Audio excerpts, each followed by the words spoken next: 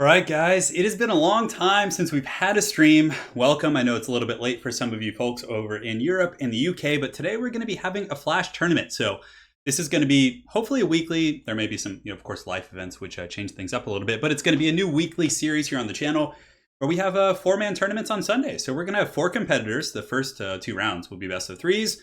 Then the winners of those two initial rounds will go on to play a best of five. So it's going to be a lot of fun games today. It's going to be pretty good. And as far as the structure goes, we're going to be following the King's Cup rules, so very similar to what you guys, well, pretty much the exact same as to what you guys saw in the Ever Chosen. On top of that, 25% of all donations. So anything you guys throw in the stream chat, so whether that be like a super chat or a PayPal donation, I know you can do it direct as well. That's actually going to be going to the competitors of 25% of that. So let's say, we get $100 on stream today. The first place winner is going to get $25. It's fun. Little multiplayer showcase. We got one, the biggest nerd, the $5 donation. So now there's Ante. There's Ante here in this tournament, guys. It is on now. Let me go ahead and get the match. We're going to have Dob plays versus Sarmation. Yes, the spicy meat guy is still here. He has not left. So, Spicy. Yeah. That's pretty much it. Boy. All right, thank you, Biggest Nerd, for the donation. Really appreciate it. We're off to a good start here. And so game one, it's going to be a showdown between Sarmation. It's going to be playing the Wood Elves, and he's going to be fighting against Dob Plays and the Empire. So this is a best of three, so go time. When ready. So we'll get the guys all good to go here. And yeah, we'll just take some time to catch up and chat. It's going to be, I think it's a fun idea. Just, it gets the community involved. If, the stakes of the tournament can be spontaneous, I mean, it's pretty cool. Yeah, we got Lady Turin in here representing in chat, my lovely wife over in the living room. She's actually in the other house right now. And we got Janet on occasion, pro player and co-commentator for the Ever Chosen Invitational. So man, we got quite a crowd today. So this is actually one of my favorite maps in Total War. I don't know why. I really like the sort of Torgwald. It's I don't know. I just don't like maps with like a lot of trees and places to hide. Yeah, it's going to be Wood Elves versus Empire, which I think it might slightly favor, although heavy cav of the Empire is really, really good against Wood Elf. So, I mean, it's tough for them to handle and like deal with that, but yeah, we're going to see. So this is game one here. We got the names up in the corners. Looks like I did that. And yes, as we kind of advance through the weeks, the production quality of these tournaments is going to increase. Today, I literally was like an hour and a half ago. I was like, you know what? I'm going to have a tournament today. So I just kind of reached out, and thankfully these gentlemen were kind enough to come on short notice. But it's going to be, I'm going to try and up the production quality, have like transitions and, good tags and everything. So, so that's it. It's time. So, Sarmation, Wood Elves. He does have a Glade Lord, the Glady, a pretty common pick up in the air, or on horseback. Both of them are pretty good options. The Great Eagle is faster than the Imperial flying units. Yeah, I think this Pegasus has 105 speed, but I think like the big boys. Oh, look at this, a mass Vanguard from Sarmation. Right out of the gates, just pure insanity going on here. So that's, we'll see if Dob paid enough. But yeah, the Glady's going to be over here alone because she doesn't have Vanguard, I don't think. Oh man, that's going to just be bananas. Dob is going to just have no idea what's going on here. But in the back, looks like a front line of Dryads, which Dryads have okay combat stats. 35 melee attack, 34 weapon strength. They're pretty good against like state troop level infantry. So, my chair here. Yeah. So a lot of Dryads here. They're going to be saturated with some Wild Riders. So in total, I think he has two groups of Wild Riders. Three, it looks like, with shields, which is definitely good against powder weaponry and other stuff like that. Deepwood Scouts. Again, you don't need like heavy armor piercing against Empire. Sometimes you will see like a couple of the Way Watchers, like one or two to bring down heavy cav, but it looks like Deepwood Scouts are going to be doing the trick for him. He's got a Branch Wraith back here with Earthblood, Emelkots, and Enfeebling Foe, this is insanity. Yeah, this is insanity, guys. This is a mass Vanguard build from Sarmation here in game one. For Dob Plays and his army, a lot of heavy cav. Reichsguard are very, very good against Wood Elves. They can just dumpster Wild Riders with their heavy armor. 120 Wild Riders, of course, have very, very low AP. So that's some beautiful stuff here. In the secondary line, Spearmen with shields, Swordsmen, just a ton of shields. And, that's the way to deal with Wood Elves. If you can just kind of chase them with the shielded units, you're going to get some pretty good value. He does have a Bright Wizard as well up in the sky, Reichsguard, and just a standard cannon. Don't really need to get Hammer the Witches. A Warrior Priest as well to provide some AoE buffs, which is going to be pretty gangster.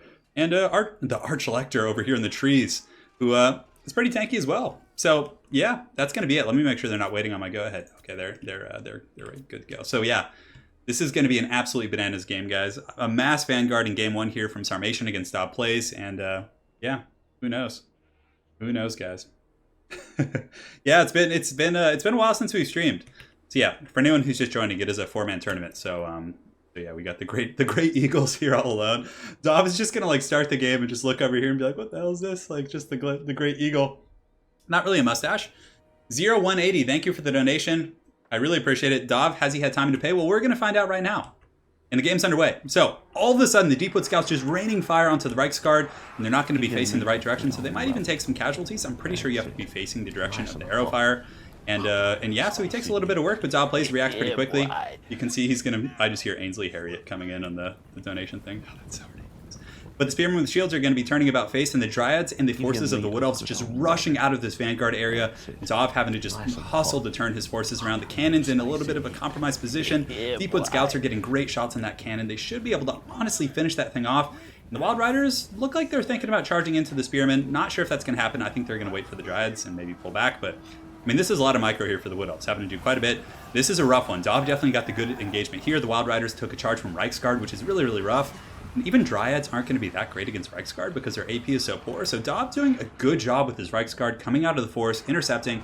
He has lost his cannon, however, and the Wood Elf missile line is firing with relative impunity. So he's probably going to get the Deepwood Scouts, I would imagine, and maybe switch onto the Bright Wizard here in just a moment. But yeah, look at that firepower just coming into those Reichsguard. The Wood Elves actually standing and fighting and winning because of the Earthblood. The Branch Wraith also gives some good AoE effects, but then again, there's just a wall of Imperial forces. You can see there's a ton of them, and the Warrior Priest is in here as well. So the Warrior Priest, and a Burning Skull from Dov plays, going down the formation, tearing through those Wood Elves. Just beautiful stuff right here. He's able to roast those guys. That was incredible. A game-changing play right there. If that hadn't gone off, I was like, oh, this is going pretty well for the Wood Elves, actually, but yeah, getting those Deepwood Scouts, cooked like that, a little bit tough. Over here, you can see that the Reichsguard, as well as another group, so Dov just with the heavy cap play, just riding through these Wood Elves, doing massive, massive damage. This is just pure bananas. And yes, it is a Turin stream. We are back. It is time. But anyways, a very good prey of an Othrama going down from the Wood Elves on this Bright Wizard, which is going to allow the Deepwood Scouts... I would probably grab the Deepwood Scouts and try and snipe this Wizard. They're incredibly squishy. Only 50 armor, don't have the best, defensive stats or missile mitigation. You can see the Pigeon is going to be attacking. She can definitely win the Glade Lord here.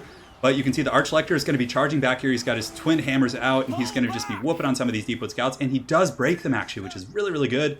And the game's looking a little bit tough for the Wood Elves. Granted, they still have the Wardens and a decent infantry pocket, but I think the Imperial forces are just going to be able to overwhelm this Reichsguard group coming in right here. They're going to be just charging into these Deepwood Scouts, but a very good intercept by Sarmation right here. He's going to be rushing forward to block these Empire Knights, so that was a really clutch play right there, just running forward. But the rest of the Reichsguard just coming in with a full chub, just going to be charging down the valley and just running over these Deepwood Scouts. So I think, I don't want to call it too early, but I think that the Empire's on a little bit of an advantageous state. The Wood Elves are looking a little bit tattered. The Wardens here are just going to trade inefficiently with Swordsmen and a lot of these lower tier troops and stuff, so yeah, I don't know. It's looking to be a little something. The Glade Lord's coming in, maybe going to fight in melee. I would probably keep it up in the sky. I think it's too risky, but it looks like Dov Plays has pulled ahead quite heavily on the Bounce of Power in this first game here. You can see a fireball from the distance. Let's see if it can no-scope this guy. Oh, and the Eagle's standing still, and here it comes. And wow, that was really anticlimactic. But swing and a miss from those guys, which is a little bit unfortunate, but you know what? It is what it is. The Knights over here, the Archlector, as well as the Empire Knights and the Reichsguard and all those other troops just collapse and sandwich, just absolutely patty cake these Deepwood Scouts. And I'm pretty sure that's going to be game one for Dov Plays. So Sarmation in game one coming in with the mass Vanguard there. So he deployed his entire army back here and just had this like rear charge on Dov, which was just pure insanity, but Dov was able to hold out, and he reacted quickly. He reacted with his heavy cab, was able to shut down the Wild Rider play. It was some beautiful stuff. So yeah, that's going to be it. Another fireball. Ooh, that did a lot of damage. Damn, that thing was pretty sweet. Over here we have a couple Dryads fighting as well, and Swordsmen, and they're going to be kind of finishing off the last of the Wood Elf forces. So that's going to be it. That's game one for Dov, I'm pretty sure. So yeah, for anyone joining, I know we have a lot more people since I first was kind of just explaining the tournament. So this is going to be a flash tournament format. So it's 4-man tournament. Initial rounds are best of 3s. Finals are best of 5s. And the winner of the tournament is going to get 25% of, after Google takes their cut, of course. It'll be 25% of the donations on stream. So far we already have, let's see. Yeah, we already have, I think, around 15 bucks. So I mean, yeah, 25% of that's going to go to the winner, which could be pretty cool at the end. So that's a win for the Empire, a win for the good guys. And yeah, God of Gobos, I was actually just messaging you about this, but unfortunately, I think you were AFK when I needed to get everyone coordinated. So every week we're going to be bringing on different competitors, high-level players, personalities, and everything. So it's going to be pretty cool. We're going to have a lot of people. And yeah, God of Gobos, we'll get you in next week. I want to see if we can have you fight Gobbo King in the first round. So that's game one. Game two, they're going to be switching over to the next map here, and yeah, that's it. We're going to be doing interviews with the players after. So let me go ahead and tell them that. Interviews after all games. So feel free to switch, just typing all slow, to your next race/map. Start when ready. Cool. That's it, boys. 25, yeah, 25%. I'm not sure what's going on with Total Brohammer channel. It seems like everything's active. Why have they not been posting videos? Yeah, so let me go ahead and update the scoreboard here. I got to do that real quick. So the great job, please. You guys like my scoreboard? This is like a high quality, ever chosen level scoreboard material going on here. Look at that! Look at that! It's green. What sort of sorcery creates green text? And let me know if the scoreboards are annoying. I think it's just good for people like joining in so they can kind of like see what the. I'm gonna have like nicer. I'm gonna have Lady Turin help me with her graphic design skills to make like cool actual like scoreboard brackets up in the top left for next week. But today is gonna be a little bit yeah, Jay, I can't answer that. Let's see. Stream more Turin or the Goblin gets it. No, not the Goblin. The bribe worked. Yeah, Dov had a really good showcase that game. That was beautiful stuff. Yeah, they're good with Chaos versus Norsca. I think is a pretty even matchup. It can go either way. My personal opinion for Norsca, you just go 3 of the Marauder champions with great weapons in the front line, a couple of Mimir, get some javelins to bring down Kolek, and you'll be in relatively good shape. Yeah. Lady Turin, she's in the living room. We have a relatively big apartment, I would say. It's yeah, it's like we have a bedroom, you know, the kitchen there, a bathroom. We got a pretty big backyard, and then we have like a massive living room where she has her computer set up. Because it's really funny. I actually hate air conditioning and like cold air. So I sit in this room and it's like literally a sauna. It's like hot and I'm just sweating like an animal. But she sits in the living room and just like blasts the AC, but I've blocked the AC in here. So it's like, it's a little bit of 2 for 1. Yeah, smaller font size, I agree. So let me get this smaller here. All right, crank this up. Yeah, I think something like that looks a little bit better. Yeah, that's fine. Then let me get the name here. I don't know why this other one's so massive. Anyways, yeah, just waiting for the next game to start here, and we'll go. Yeah, it looks all right. It'll do, Pig. It'll do. But yeah, if any of you guys have questions, now's a good time. Say hello to Dov. Yeah, you'll be hearing from Dov after this best of 3. So we'll be talking to both the competitors and kind of getting their feedback on the matches and just kind of their general thoughts and everything. So yeah, it should be pretty good. It is time. It is time. Sarmation looks like he's going to be going with Archeon, the Ever Chosen, that is a bold strategy, Cotton. I'm not sure how it's going to work out, but he is just going balls deep, just going for the win. Archeon. Mike's a little bit fuzzy. Is being fuzzy, mate. Yeah, is it? How's the sound quality, guys? I know it's been a while since I've streamed, but it should be okay and everything. This is a tournament for today, yeah. So this is a 4-man tournament with the best of 3s in the initial rounds and a best of 5 finals and everything. So. Fuzzy Mike. No idea what that means. The problem with me playing in tournaments is I can only usually play 3 to 5 games in a day before my wrist tendonitis really kind of acts up. So it's hard for me to actually play a full tournament if I actually go to the finals and stuff. So that's why I don't play in tournaments as much, because I have a really bad case of wrist tendonitis, and it gets super inflamed after a couple games. Yeah, so it's a little bit tough. Okay, good. It's probably the mustache causing fuzziness. Yeah, I haven't shaved in a while. I'm looking like a bit of a creature. Oh man, I hate air conditioning. I hate it. It's weird. I'm just a California creature. And Anna brings the frozen east over here. Yeah, we live together now. So Lady Turin's here in California for good. We're going to be traveling to Europe here and there and everything. So, yeah. Going to be great. The competitors for the whole tournament today, we have Dob Plays and Sarmation. Then we have Aerocrastic and let me see. I just make sure. And King of the Dead. So King of the Dead is someone I've actually played quite a bit on ladder, and he's really good. Super solid player. So he's going to be playing in the next match versus Aerocrastic. Yeah.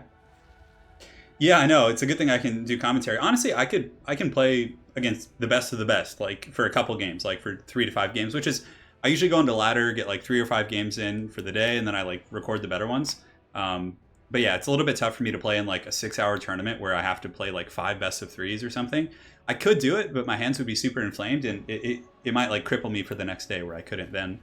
And you know, I do YouTube for a living, so it's pretty important for me to like stay relatively healthy and everything. Like I need to be able to keep putting out content. This is like my livelihood.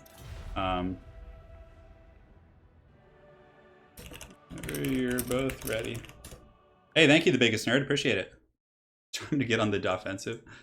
Well, Dobbs up 1-0 right now, so if he can swoop in here with the Alpha Strike. Yeah.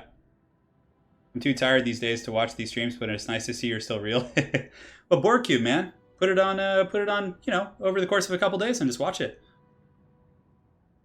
There is a Ninja Hunt, yeah. There is a prize pool. So the competitors are, the winner of the tournament is going to get 25% of on-stream donations. So whatever is donated in Super Chat after Google takes its cut, because, you know, same as Twitch, they do take a little bit of donations. They're going to get 25% of that. So for example, if there's $100 on stream, you know, they're going to get 25 bucks, which is, it's cool. There's for playing video games. Not so bad. Yeah, not so bad. So we're going to try and make this like a weekly thing. So yeah, Sarmation and Dob Plays jumping right into game 2 in this best of 3 series. We're going to be on a map, a Bretonnian French map, and I don't feel like trying to say the name right now. Hey Pharaoh, what's up, man? It's been a long time since we've rocked and rolled. Yeah, and guys, the lovely Lady Turin actually has a YouTube channel. She's here in chat. It's That Evil Hag. You guys have probably seen her in chat. Go check it out. She's doing like horror Let's Plays. We're going to be doing some streams together as well. It's That Evil Hag. So she's going to be focusing on horror. She actually just did a whole horror video with Lore Master of Sotek talking about like the most disturbing creatures from the Warhammer universe. It's really, really cool. So I'd recommend going and checking that out. And if you guys want to, any of the mods want to link to her channel, please do. All right, cool. So Warriors of Chaos led by Archaon on foot. Oh no, he's going to be on Dorkar. No, he's not. He's on foot. It was a little bit weird. It was like from that angle, I couldn't quite tell. Archaon, I mean, he does do fire damage, so if you do end up running up against Throg, like he can, well, he doesn't do fire damage, but he can imbue fire damage, which is very cool. So, Archaon ever chosen here with the Flaming Sword of Ruin, Slayer of Kings. Maybe he's going to slay the Troll King with the Slayer of Kings and the Flaming Sword of Ruin. He should definitely do fire damage. I feel like that wouldn't be like imbalanced to give him that. Front line's going to be Chaos Marauder, so just kind of chaff, just going to be having these guys hold things up and do the trick. The secondary line is going to be Chaos Warriors with Great Weapons, which is pretty good. So he has a bit of a mixed arms. Looks like he's going to be overloading one flank with his AP right here, so he does have the Chaos Warriors, but there he goes. Yeah, so he's shifting a little bit. Chaos Spawn here, but he's going to be stacking these ones with the Weird Spawn. So the Weird Spawn have Armor Sundering, so I see what he's doing here. So he has his AP kind of standing alone, and then his units that have better defensive stats, but lower AP. So the Chaos Warriors with the sword, axes, and shields, they don't have, you know, as good of AP as the Great Weapon variant. So sorry, I'm just adjusting my chair here. Yeah, so he's going to be using the Weird Spawn here to sunder the armor of any Norscan troops in the front line. Norscan Javelins will really tear these guys apart.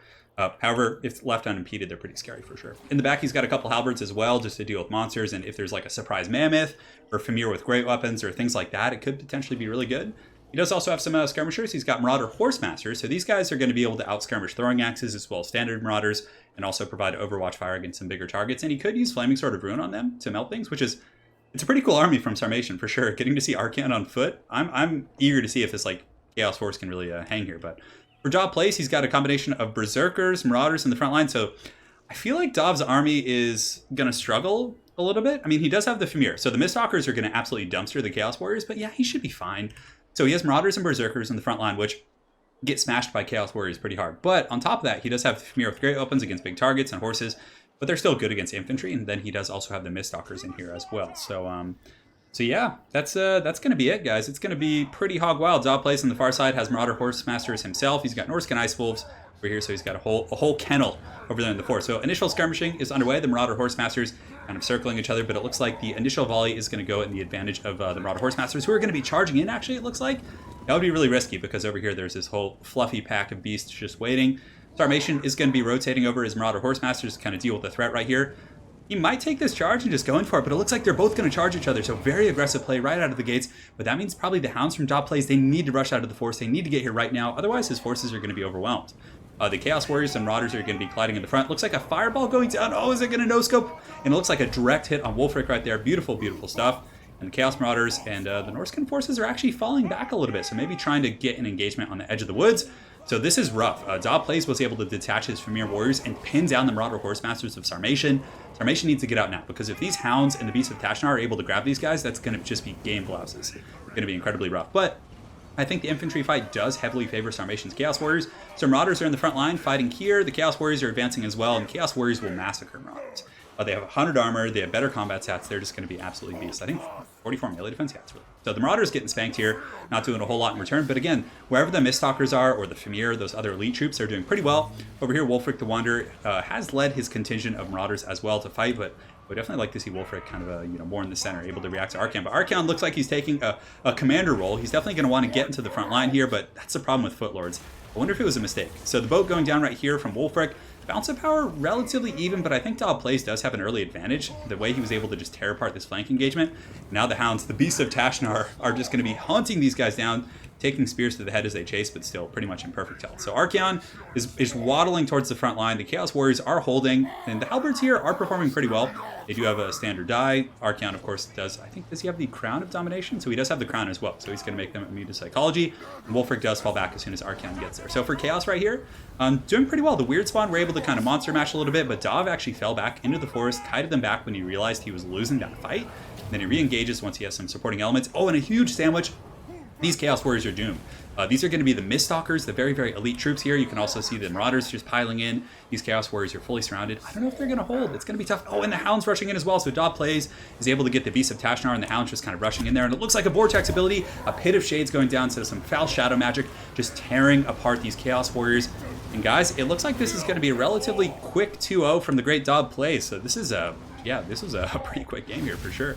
It was a good one nonetheless. Over here, Archaon the Everchosen is fighting, and it was a bold strategy bringing Archaon on foot, but he has popped the Slayer of Kings.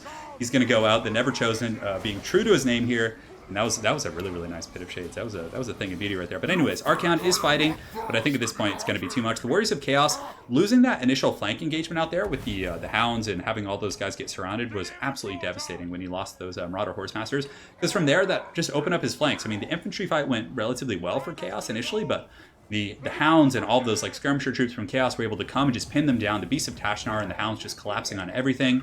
And the Weird Spawn are still fighting here, but I think that's going to be it. I think Dob Plays takes that in a 2-0. Yeah, those guys did really, really well for sure. But so Dob Plays is going to move on to the finals, and we're going to be jumping over to the next one. Yeah, losing the Horsemasters was rough, but Dob Plays had a nice little ambush set up. He had all the Hounds like hiding right here. He baited it in. I mean, it looked like Sarmation had the advantage there, but ultimately Dob was able to have that, Hounds come out of the tree line. You can see there's still some scrapping going on. Archaon is actually fighting against Wulfric, which is quite thematic. Some of the Chaos Warriors are rallying, but over here on the far side, this is kind of like, this is symbolic of the game right here. You can see that the Beasts of Tashnar and all these Hounds are just chasing down these Horsemasters. Rough. Yeah. So that's going to be it, I think. I don't know if Archaon can do anything else. I mean, he might have memed too hard. He might have memed too hard. No, I'm just casting this tournament today, guys. Yeah, Pit of Shades was really, really good. Return is Hansel. Oh, man. Hey, Joseph, no worries. The tournament, there's a lot of tournament left. We have another best of 3 and then also a best of 5. Derek, thank you for the donation earlier. Says great casting for the Everchosen. And now that we have substantially more people here, the format of this tournament is 2 best of 3s. It's a four-person tournament. And then a best of 5 finals. And the winner of the best of 5 in the finals is going to get 25% of on-stream donations. So anything that you guys throw my way, I will throw 25% for the players. So that is it. Archaon struggling a little bit. Chaos Warriors, I mean, the infantry for Chaos performed okay. They were able to outclass Marauders and Berserkers, but I think the Famir just took them to Pound Town. In that matchup, if you're playing the Warriors of Chaos, you really need Kolek and Dragon Ogre Shaggoth. Kolek just monster mashes like Famir. He can get in there and just take him out. Getting a second Dragon Ogre Shaggoth is really good as well. I think that, and also losing, I mean, he needed these Marauder Horsemasters. He needed them to be like picking apart the Berserkers and things like that. And when they got sandwiched in the beginning, I think that was just too much. So yeah. Fancy moving the cam to the bottom right? Yeah, sure. Yeah, no problem. I can do that. So let me the webcam here. Good feedback, Janet. And I'll make it a little bit smaller. You guys don't need to see my mug. Okay, cool. That is it. We're gonna go talk to the competitors here. So let me get my headphones on, and we're gonna jump over to the next best of 3 here in just a moment, which is gonna be Aerocrastic versus King of the Dead. So I think King of the Dead likes to play some hot Tomb Kings action. So let me go ahead and update this for now. And cool. Where is the Discord? I was like, I put in my headphones and I was like, why is there no sound? And I just like realized they weren't plugged in. All right, let's go talk to the guys. Hey, Dob, well played, man. Those were some good games. Nice little ambush there with the Hounds. So what is your overall feedback on both of those games? What would you say were the real kind of what clinched you those matches? Definitely in the first game, I think just the amount of heavy cavalry I had and just the numbers I had on the field meant that the all Vanguard thing is pretty risky, but it can pay off against more elite Empire armies if they don't have enough unit models to deal with everything. But thankfully, I just had enough bodies to throw at him that despite the mass Vanguard and losing the cannon and some other things, we were just able to kind of ride through pretty decently. And then, in the second game, Sarmation was just mentioning in the chat here that he stopped paying attention to his cav for a split second. Yeah. And that's right when I countercharged with my Horse Masters and then followed up with the Famir, and then the Hounds came after.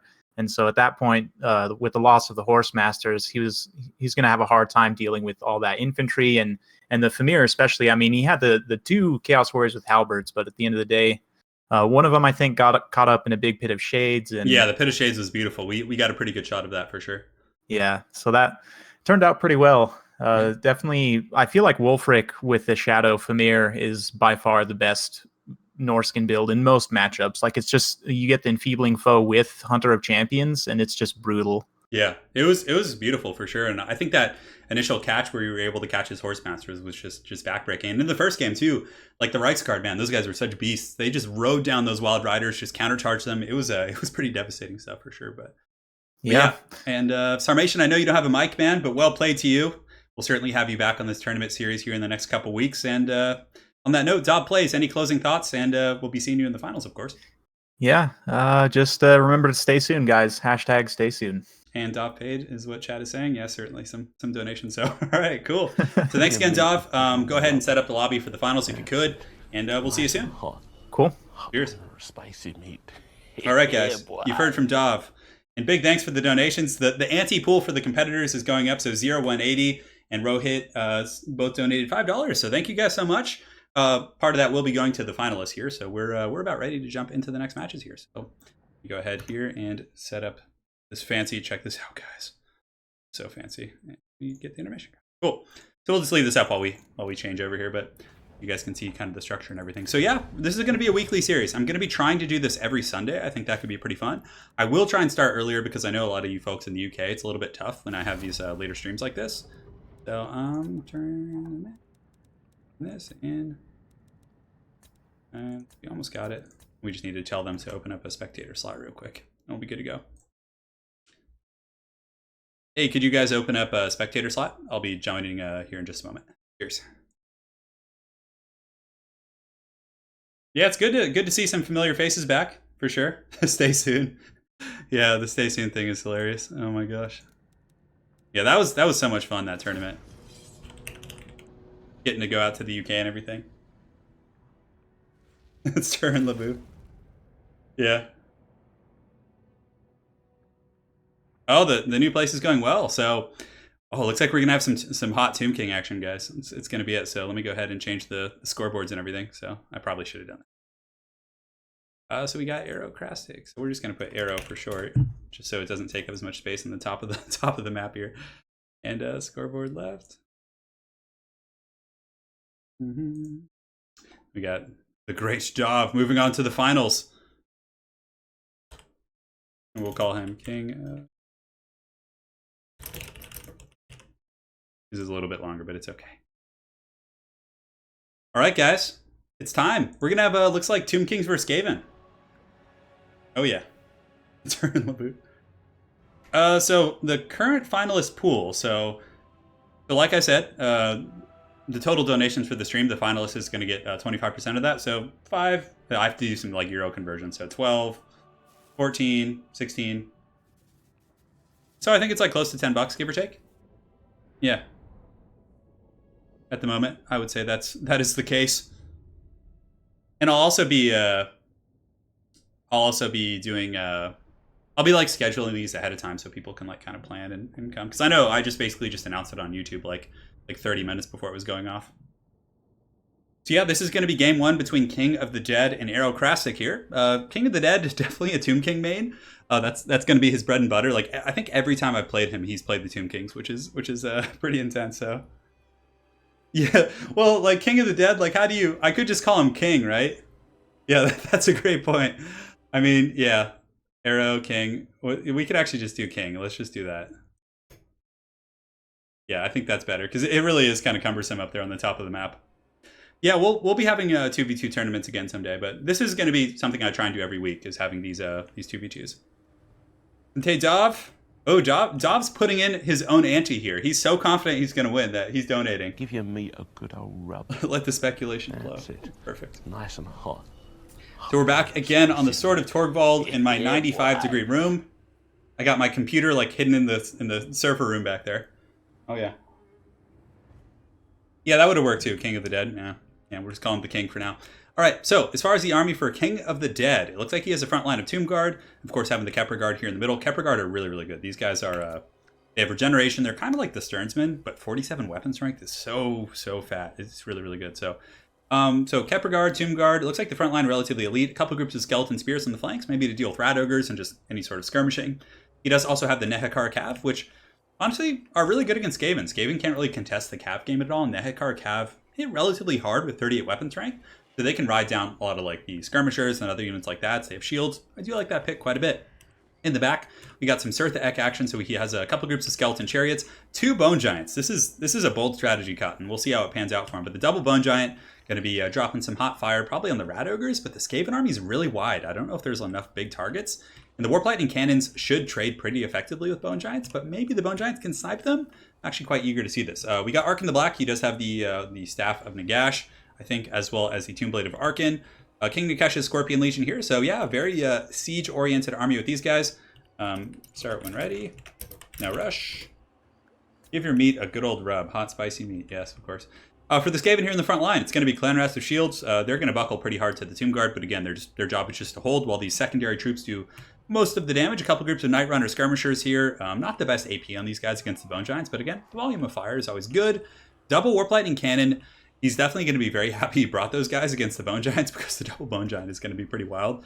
Clan Rat Spears in the back line. Rat Ogres. He does also have Poison Wing Globadiers, which will be able to melt the big constructs relatively well if they can get close.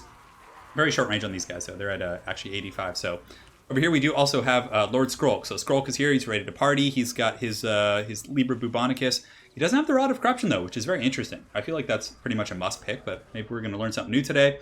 Some Stormburn with Halberds in the back, and that's pretty much it. So guys, it looks like the battle's underway. So the forces are going to be moving out. Warp Lightning Cannons immediately taking inventory of those Bone Giants.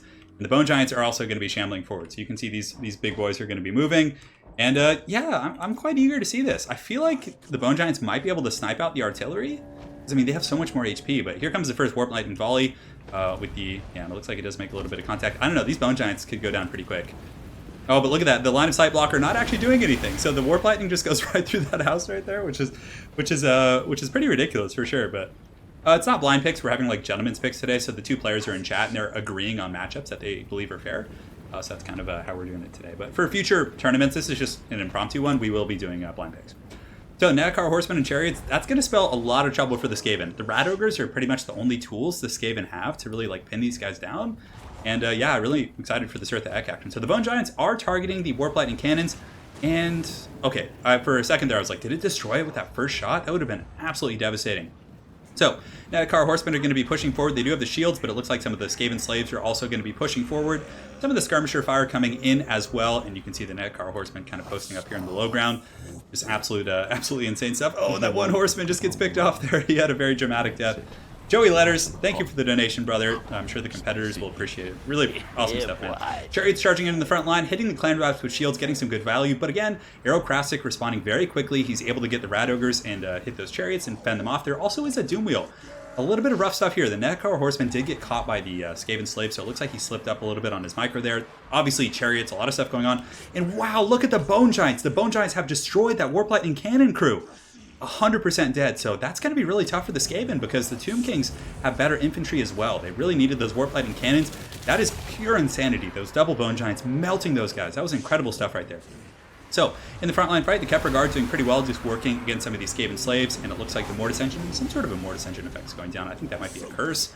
The Rod of Corruption, let's actually see if we can find out what that is. But anyways, probably just some sort of a curse. But the Bone Giants are now just sitting and shooting at the Doom Wheel. So the Doom Wheel definitely needs to go down because it's one of the few things keeping the Skaven line healthy. But I really think the Tomb Kings have a solid advantage here. Arkin the Black, that was his curse, so he took a bunch of damage.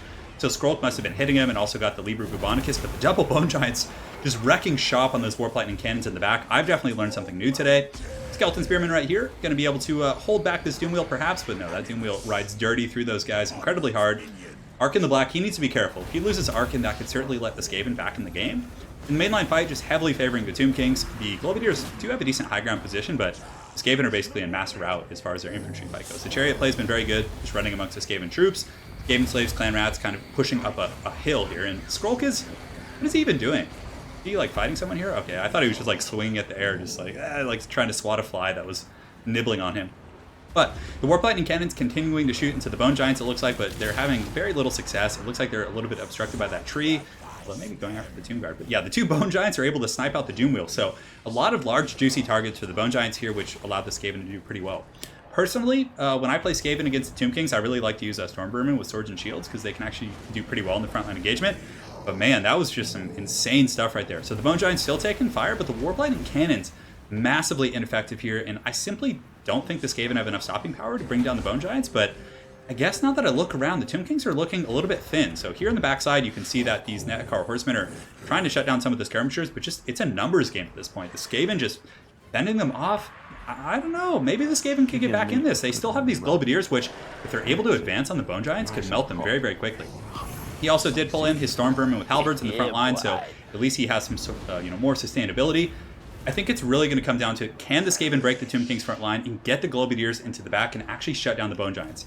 If he can get these on the Bone Giants, he'll be fine, but the Bone Giants are going to be very tough to kill for the rest of the Skaven because they're still giants at their core. And it looks like they have switched onto the Rat Ogre, so the Rat Ogre's taking some heavy volley fire right there, just getting pounded by those Bone Giant volleys.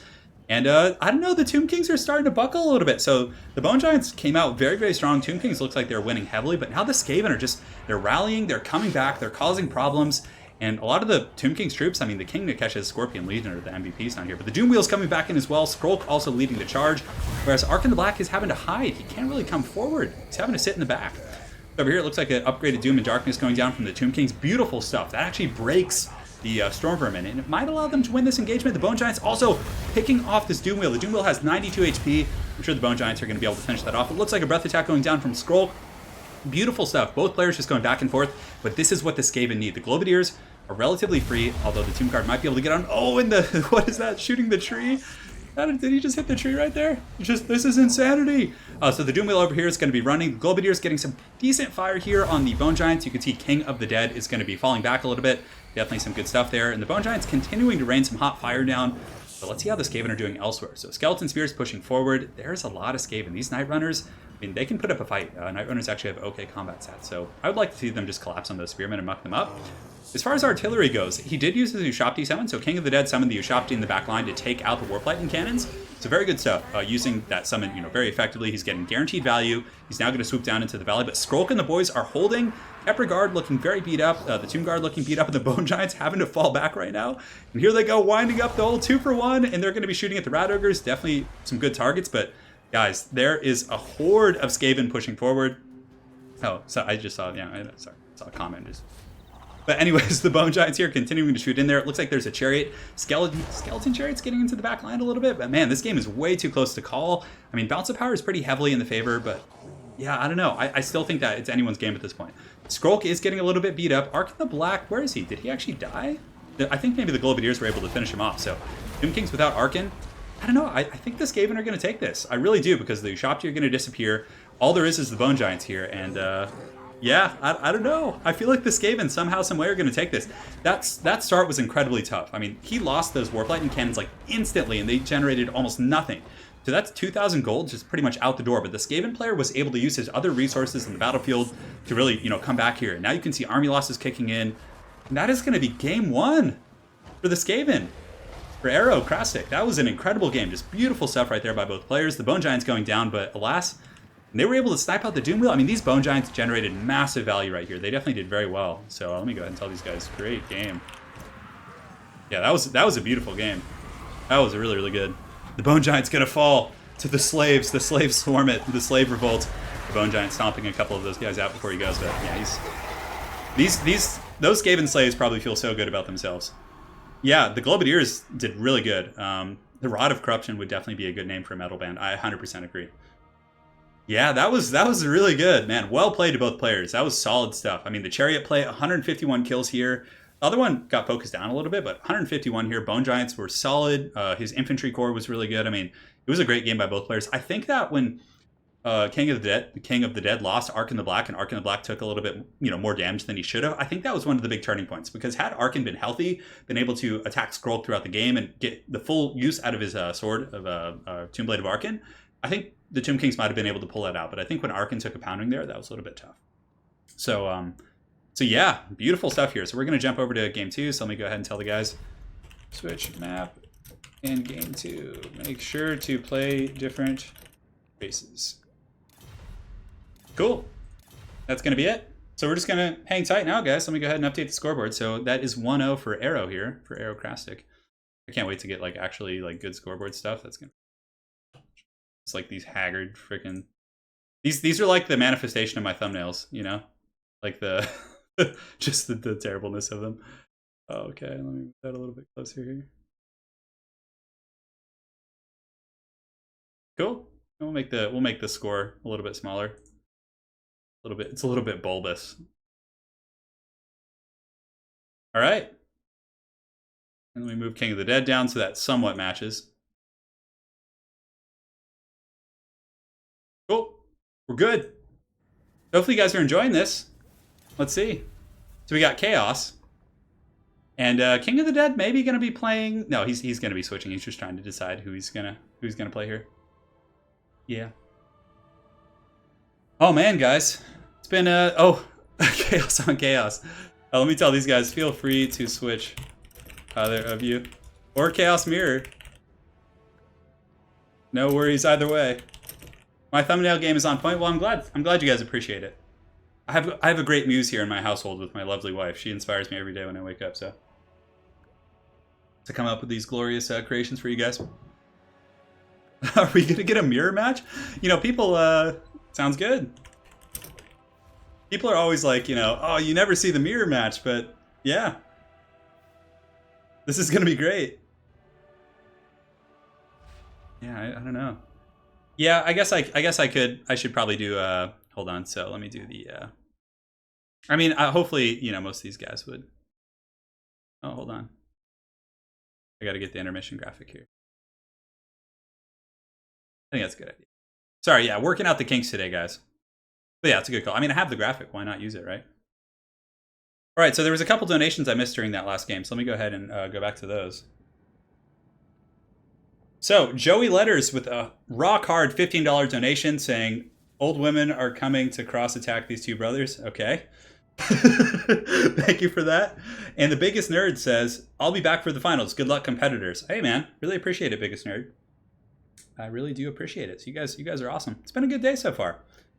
Who would win in a fight, Kolek or Kolek? Well, whoever has a Star Crusher. Yeah. Whoever has a Star Crusher, for sure. Good, yeah. Dov wouldn't dare stream snipe. Hey, what's going on, Shadow Online Gaming? Turin, make Shadow a moderator so he can stand out. All right, we'll make Shadow a moderator. Give him the goods. There you go, Shadow. You're now a moderator. Don't get power hungry in chat there. I think Kolek would win. Yeah, it's a relatively safe bet. So yeah, we'll see what's cracking here.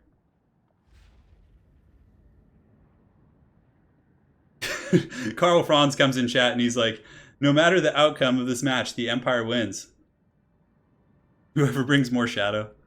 Yeah. Prince Arthas wins. Yeah, I don't know. I honestly feel like it's going to be like Kolek on...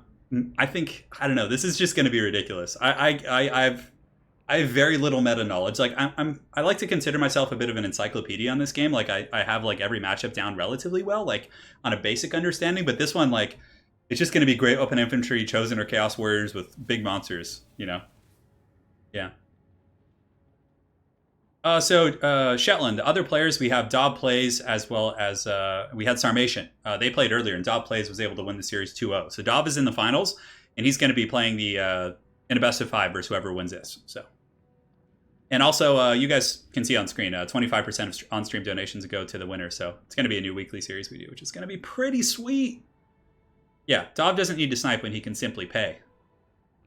Sigvald or bust? I don't know if Sigvald could stand up. Kolek should get a mount. What would Kolek even ride? Like, I don't know if he could actually, like, sit on something. He's too... He must weigh, like... He must be, like, several elephants worth of weight. Mirror matches are kind of frustrating to commentate because it's really hard to tell the difference between the troops sometimes. Chosen with Halberds could probably take down Kolek, but if the person using Kolek were to cycle charge and use Lord of the Storm, Kolek might even be able to win that because cycle charging is just so good. Although they could just stand and brace, but I don't know if they'd have the damage output. Yeah, it's hard to say. Yeah. Oh, okay, let me get the screen blocker off. I gotta turn off the intermission. Yeah, thanks you guys for joining today. I know it's a little bit tough. For future streams, we're going to be trying to start them like earlier in the day, like around 11 or noon. So then the European folks, it'll be like early in the day for you. I know it's really tough. So this is going to be, I'm going to try and do it every Sunday. And if not every Sunday, it'll be something that we do on Saturdays. So Kolek would ride a larger Shaggoth. Oh, man. Piggy ride. And without further ado, let's jump right into this match and have some fun. It's so weird, like with the tropes. I feel so much more comfortable in like a live scenario, but when I'm recording, I just feel like, oh man, I get like recording anxiety. It's a little bit tough, so. Yeah, so as far as the armies go, over here on this side, we do have the King of the Dead. He's going to be using Kolek, no surprises there, and a Shadowcaster, Enfeebling Foe, Pendulum, really solid against Chaos Infantry, just does a ton of damage. We are seeing the Weird Spawn again, so the Weird Spawn making a couple of performances today. Appearances. Gorby's Chariot for some solid armor piercing, which will certainly do a lot of work if the other Chaos player doesn't have like a lot of heavy cab or things to pin it down. He's got a couple of groups of Halberds, Chaos Warhounds, and out here he does have a massive contingent of Marauder Horsemen with throwing axes. So beautiful stuff there.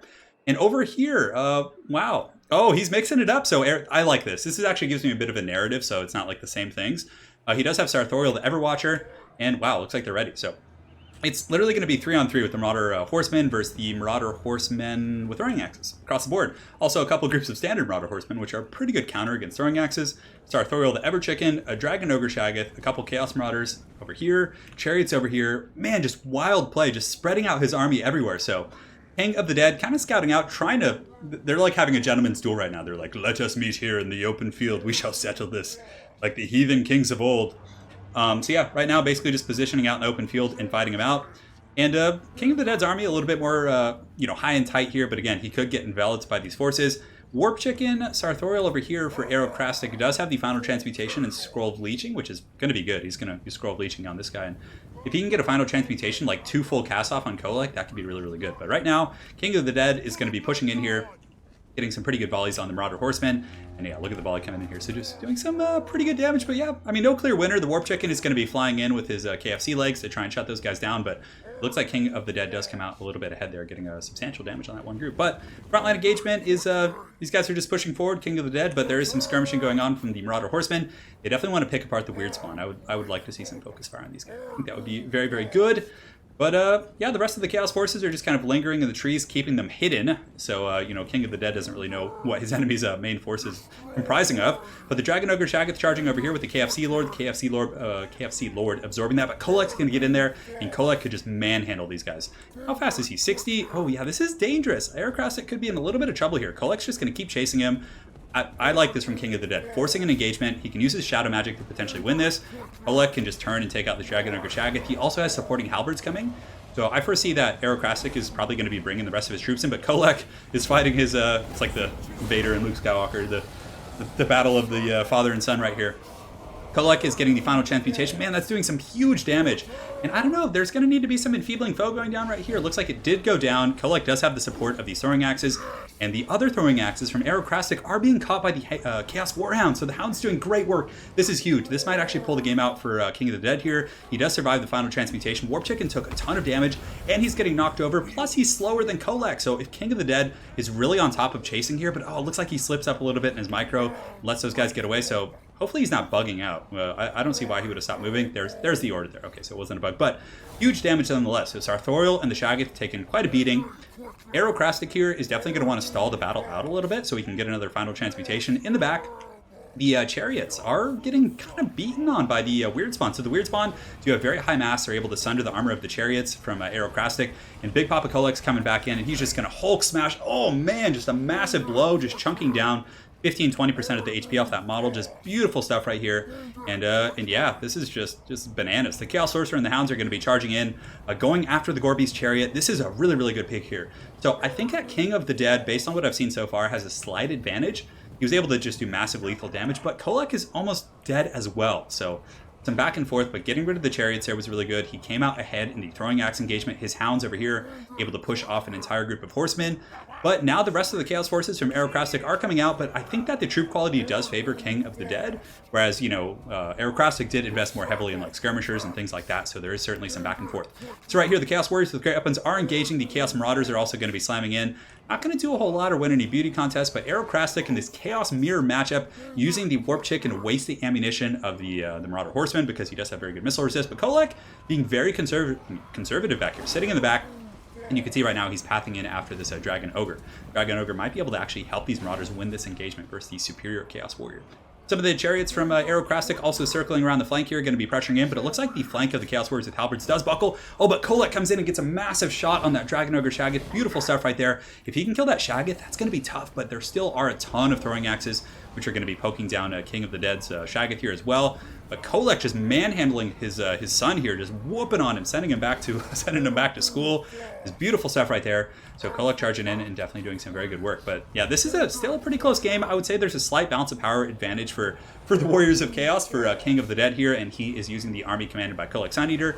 Sarthuriel getting in there, but he's in a bit of a dangerous situation here. Feebling foe going down on Aerocrastic's Dragon Ogre Shaggoth, and it looks like this could actually be the moment in which he could get back in, but you can see that King of the Dead, very, very good micro. He switches immediately onto the Shaggoth, because again, Sarthuriel hits like a bit of a limp noodle, and the Dragon Ogre Shaggoth goes down, and the Warp Chicken is being turned into drumsticks right now, just being beaten like a drum by Kolek. But guys, final transmutation going down from Aerocrastic. This could get him back in the game. Oh, but he gets knocked over again. Kolek knocked him over while he was casting the final transmutation. Just beautiful stuff right there. So Kolek is just doing everything he can, but it looks like the weird spawn, all these guys are piling in. 800 HP. Wow, this could actually get Aerocrastic back in the game. So the Warp Chicken finally gets it off. 148 HP. Kolek is 100% going to die to that, and down goes Kolek Suneater. However, Sarthuriel is surrounded by the weird spawn, and they're definitely munching on him quite a bit. And it looks like the rest of the battlefield has been a massive rout for the rest of Aerocrastic's forces. So King of the Dead won the infantry fight. I would say he had the initial advantage in regards to getting down the Shaggoth, but you can see the Warp Chicken has stabilized a little bit. He's going to be scurrying about right here, and yeah, I don't know. But the Chaos Sorcerer with Shadows could potentially catch him. Aerocrastic does not have much left, though, although, what does he have over here? So he does have some Marauder Horseman throwing axes coming back. He might be able to grind his way back into this game here, but I think the Shadowcaster plus the Chariots and the Weird Spawn and all those healthy Chaos Warriors are going to be really tough to deal with. Might be able to get another final transmutation, but I doubt it. Enfeebling foe going down right there. The Shadowcaster is fighting. Chaos Warriors advancing. Here comes the Chariot, but the Weird Spawn rushing out to intercept them. Weird Spawn have been very good this game. They've actually been just dragging down all the Chariots and like high mass stuff. I know, I'm sorry, Anna. Anna's favorite is Kolek, and Kolek has fallen, so he cast out with a cackle for sure. The Warp Chicken was cackling the entire time. So it's pretty fun actually seeing a mirror match. We haven't had one on the channel in quite some time. You can see over here that the Weird Spawn are taking some throwing axe fire. Bounce of power is still pretty heavily in the favor of the King of the Dead, because these throwing axes are all almost out of ammunition, and our tournament rules do stipulate that once he's out of ammunition, they have to engage in melee. They can't like draw kite or anything like that. They can cycle charge, of course. So these guys are going to be rushing in here, continuing to poke down the Weird Spawn, but the Weird Spawn are just going to be bum rushing the Chicken Lord. He does have 1,000 HP, 1,700. Arcane Conduit has been popped. If Sarthuriel could blob up all of these Chaos Forces and somehow, some way had enough for one more, a final transmutation on this big blob, that could potentially do it. I mean, I think that Aerocrastic might be able to get back into the game, but if King of the Dead does take this game, it's going to go to a best of 3, which will definitely be very, very cool stuff. Looks like there's also a very healthy group of Chaos Warriors with the great weapons over here, so King of the Dead just having a pretty big advantage in terms of his actual infantry. Warp Chicken has 1,400 HP. The only thing with enough mass to really pin down the Warp Chicken is going to be the Chaos Sorcerer, but King of the Dead getting a great surround. He's able to get his Marauder Horsemen up and around, and he pins down some of the last mobile troops of Aerocrastic here, which you can see is clinching him an even better advantage on the Bounce of Power. So beautiful stuff by both players here. Aerocrastic charging in with his horsemen. It's kind of the last stand right here. Sarthuriel is going to be pushing in as well, but the Weird Spawn are still fighting. I really think that's going to be all she wrote. So, man, what a game. That was just beautiful stuff. Very, very good. It was fun. It was fun seeing, yeah, an all Shaggoth build. Well, guys, we are using tournament rules, which were developed by by a multitude of people in the tournament scene. Shetland Apache, of course, running those weekly tournaments. So big thanks to Shetland Apache and Pippington and all those guys for putting together the rules. But the rules do limit monster spam, so you can't bring like 10 Shaggoths or like silly stuff like that. So that's going to be 1-1, guys. King of the Dead bringing it back. Beautiful stuff in the Chaos Mirror matchup, and the Chariots charging in there, definitely doing the trick. And yeah, what a game, guys! What a game! Yeah, hopefully you guys are enjoying this. Big thanks to everyone who enjoyed the Ever Chosen. We're going to be having more of those for sure, so that's going to be quite a bit of fun. Yeah, Lost or Not. Lost on not casting on ground. Yeah, yeah. The Warp Chicken kept trying to cast that Final Transmutation, but Kolek was like just pimp slapping him, like, no, not in my house. That was beautiful stuff there. So, guys, we got 1-1 in the series here. We're gonna go over to game 3, and yeah, that was a great game. That was a really fun one. So let me go ahead and update the scoreboard. Scoreboard left, and this and this. Got to move it a little bit. I can't wait to get an actual scoreboard, so I don't just. This looks so terrible. It's like triggering me because everything's like uneven, but yeah, it's for short notice. It's okay. We got Italian Spartacus in here. Everyone's doing their thing. Life is good. Lady Turin running shop. Oh yeah, it is time. Let me go ahead here and I'm gonna put on the intermission so it doesn't. Let me tell the guys, amazing game. Change the map and races. And good luck. Yeah, we got 650 people in here. Can we get some more likes? That guy, thank you for the donation of 50 euros. That is fat. Oh, man. Give me a good old rub. I'm giving that meat a good old rub after that donation. Thank you so much, my dude.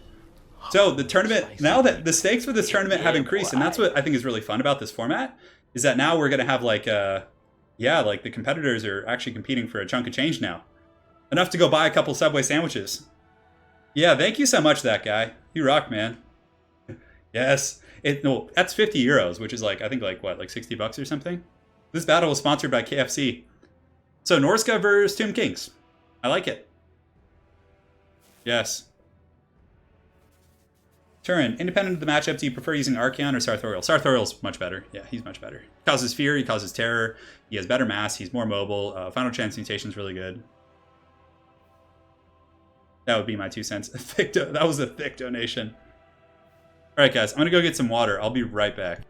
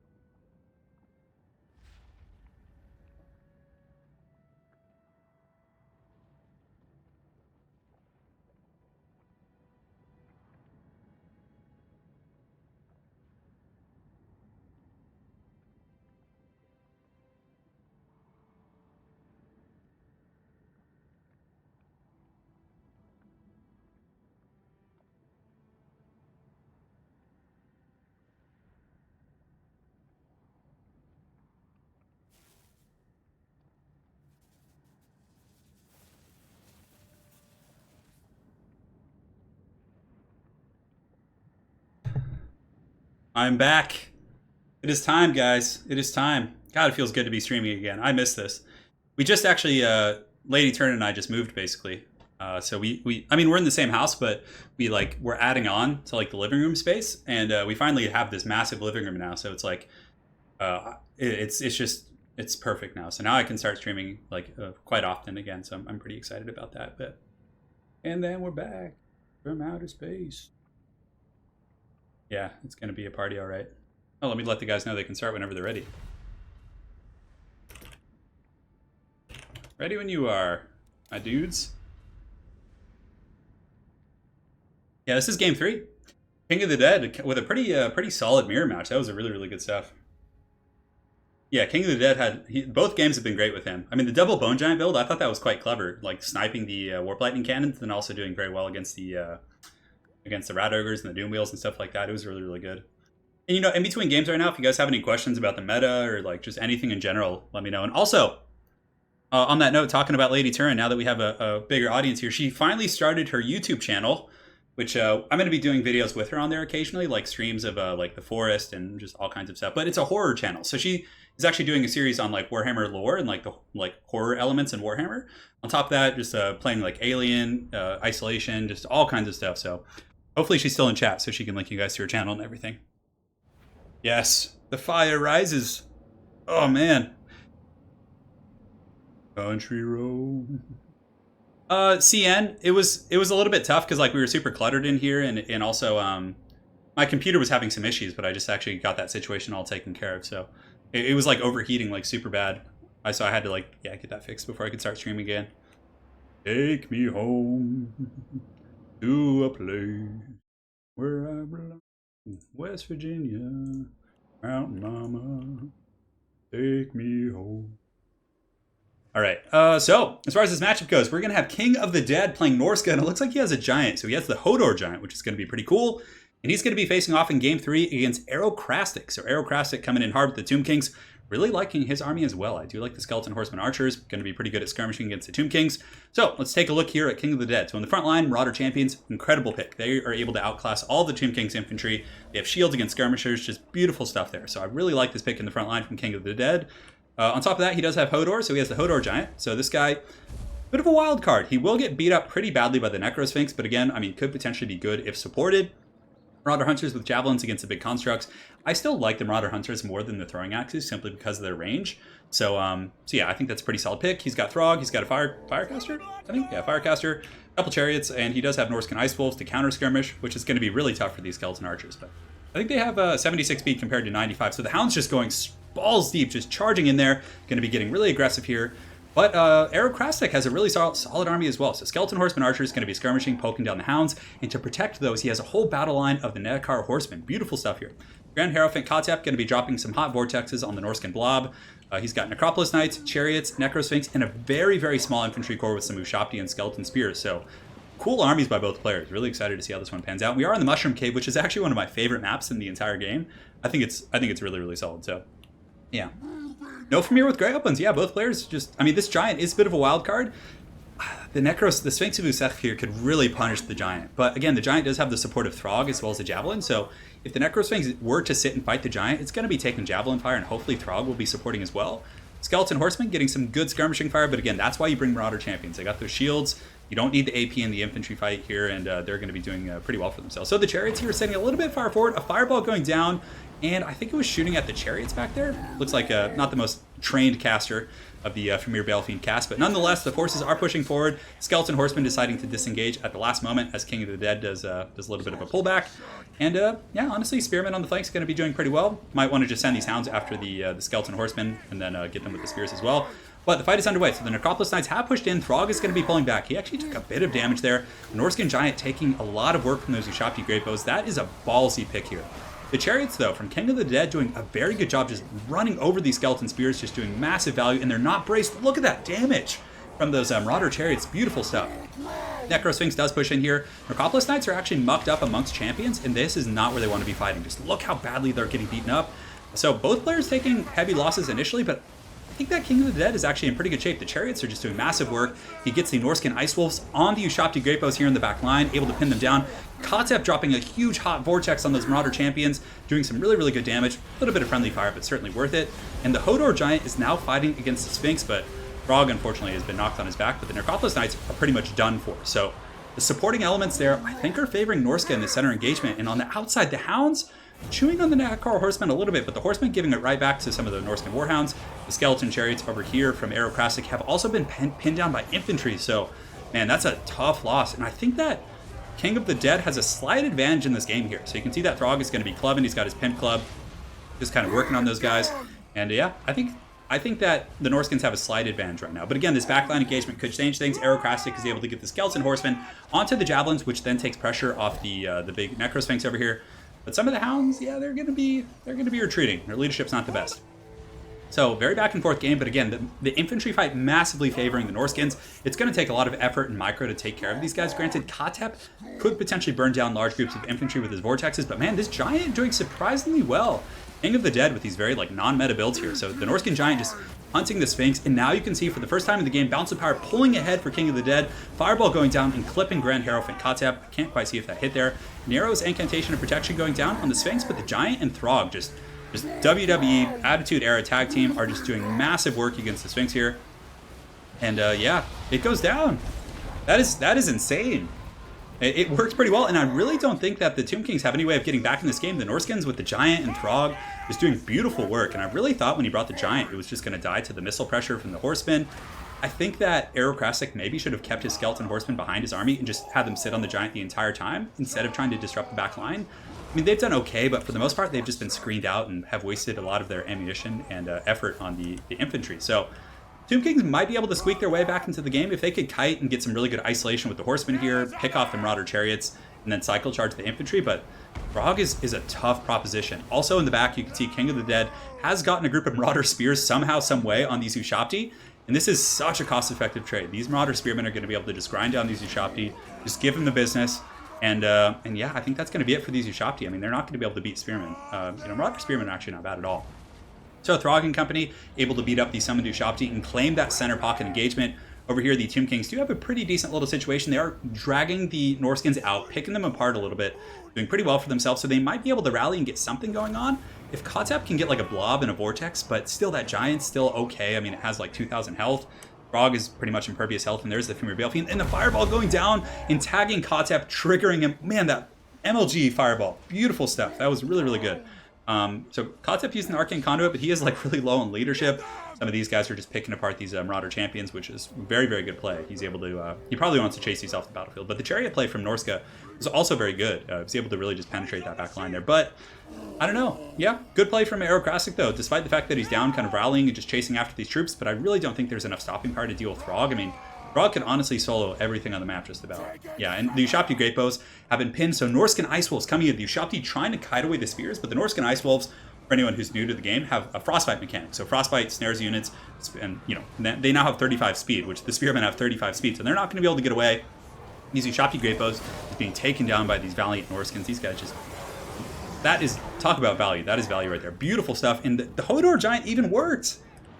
Like, it even worked. It was beautiful. And Grand Hierophant Kotzeb dying to a fireball, and that's going to be it. So, King of the Dead taking that series, coming back after losing this first game, winning the mirror match, and winning that final showdown. That was incredible. Those were really, really good games. So he's doing great. Give your meat a good Will Reese, thank you for the donation. He says, great stream, keep up the good work. So another 10 euros into the prize pool for the competitors. And again, competitors are going to be getting 25% of the overall donations for the stream. So it's actually starting to look pretty good for them, for the people playing. Yeah.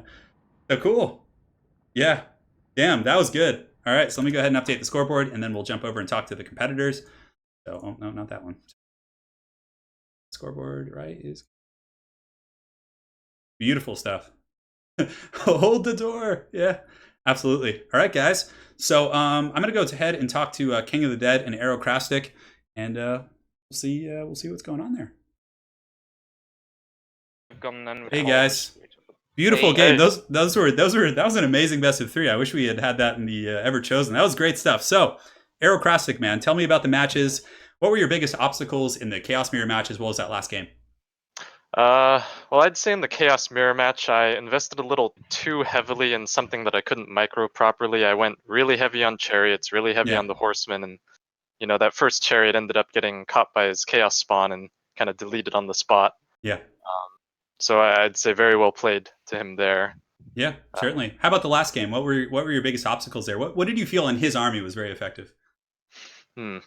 Well, I think that the Marauder champions were definitely a bit of a hurdle to get past. It was I mismicroed my chariots a little bit along with the Necropolis Knights. Yeah. And they ended up getting stuck on that, like massive bulk of mass on the Marauder champions, and Throg and the Giant just kind of went to town on me from there. Yeah. Yeah, the Giant pick was pretty wild. I wasn't expecting that for sure. I thought it was just going to die, but it did great. So King, we'll call you King for short. Great games, man. You're going to be moving on to the finals to play job plays, and there's actually a pretty good pool now, so of donations. So there's going to be some decent prize money for you if you're able to take it. But tell us about your Norscan pick there at the end. What have you used the Giant before? I mean, I feel like it's risky against Tomb Kings, but you certainly made it work. Well, I've used this army before. Yeah. I mean, I've used different variants of this army. The Giant is a risky pick, but if they decide to be like a Necrosphinx, yeah, like Trog and a Giant can just whoop any lord there is. I mean, it's risky because it's low armor, but that's why I bring the Chariots. The Chariots can just run through any Tomb King's infantry really easy. Yeah. Like Chariots are like a bane of the Tomb Kings. It's like and I try to get to the archers with them, and also the Norscan Ice Wolves and Norscan Warhounds. It was my Giant great. Strong freely. It was beautiful stuff, man. Yeah, I was actually watching earlier in the game the chariot play, like coming in on the flanks and just wrecking those skeleton spears and then getting right into the cookie jar. So that was some good stuff. So yeah, guys, thanks for the series. That was an amazing one. So Aerocrastic, before we sign you off for the day, you have any closing words for the people? Anything you'd like to shout out? You got a Twitch channel, anything like that? No, nothing in particular. Someday, perhaps. Someday. Another day. Yeah. Cool, man. Well, thanks for joining. And King of the Dead, if you could go ahead and jump up the chat with Dov. You guys set up the lobby for the finals, and we'll see you in just a minute.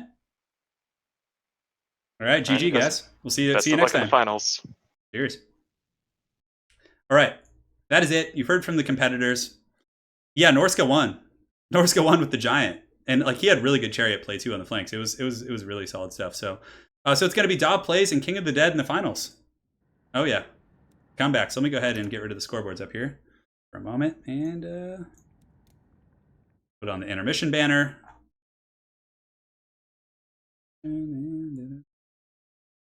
Guys, I'm so high tech. Just top tier YouTuber, quality content. Just going hard in the paint here. Yeah, that was really, really good stuff. So right now I'm just going to change the naming system, and we're going to be jumping over to the finals, guys. So we're just going to give them a second. I'm pretty sure that Dov already has the lobby up, so let me go ahead and get over there. But yeah, those were some games. He does have a Twitch channel. Oh, he should have shouted it out. That's what I was asking. All right, so. And yeah, guys, we're going to actually, I'm not sure, for anyone who missed the Ever Chosen Invitational, they had a, oh, that was the wrong one. Ever Chosen Invitational, they did announce spectator mode. So they're going to have spectator mode for like tournaments where people, who are running something like this can have I can then host the game. So I don't have to join. I can control the settings and everything as the spectator host, which is going to be really cool. I'm really excited for that. It's going to be so nice. Yeah, Famir Warriors are definitely pretty tough. Ooh, Vampires versus Chaos. That is a big one favoring the vampire accounts. All right, so the main graphic, oh, wrong one, intermission. There we go. We just changed the names. So on the left, we're going to have King of the Dead. Oh, perfect. He's already there. Yes, good. And we're going to have Dov. Dov plays.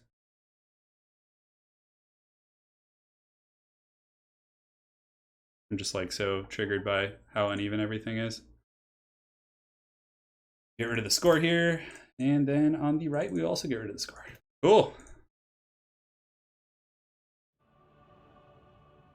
What's my favorite race to play at the moment? I've really been having a lot of fun. I was on a Norsca kick for quite some time, but I really, really enjoy playing, yeah, I don't know. Would it be Norsca? I've always been a big fan of Chaos and Vampire counts.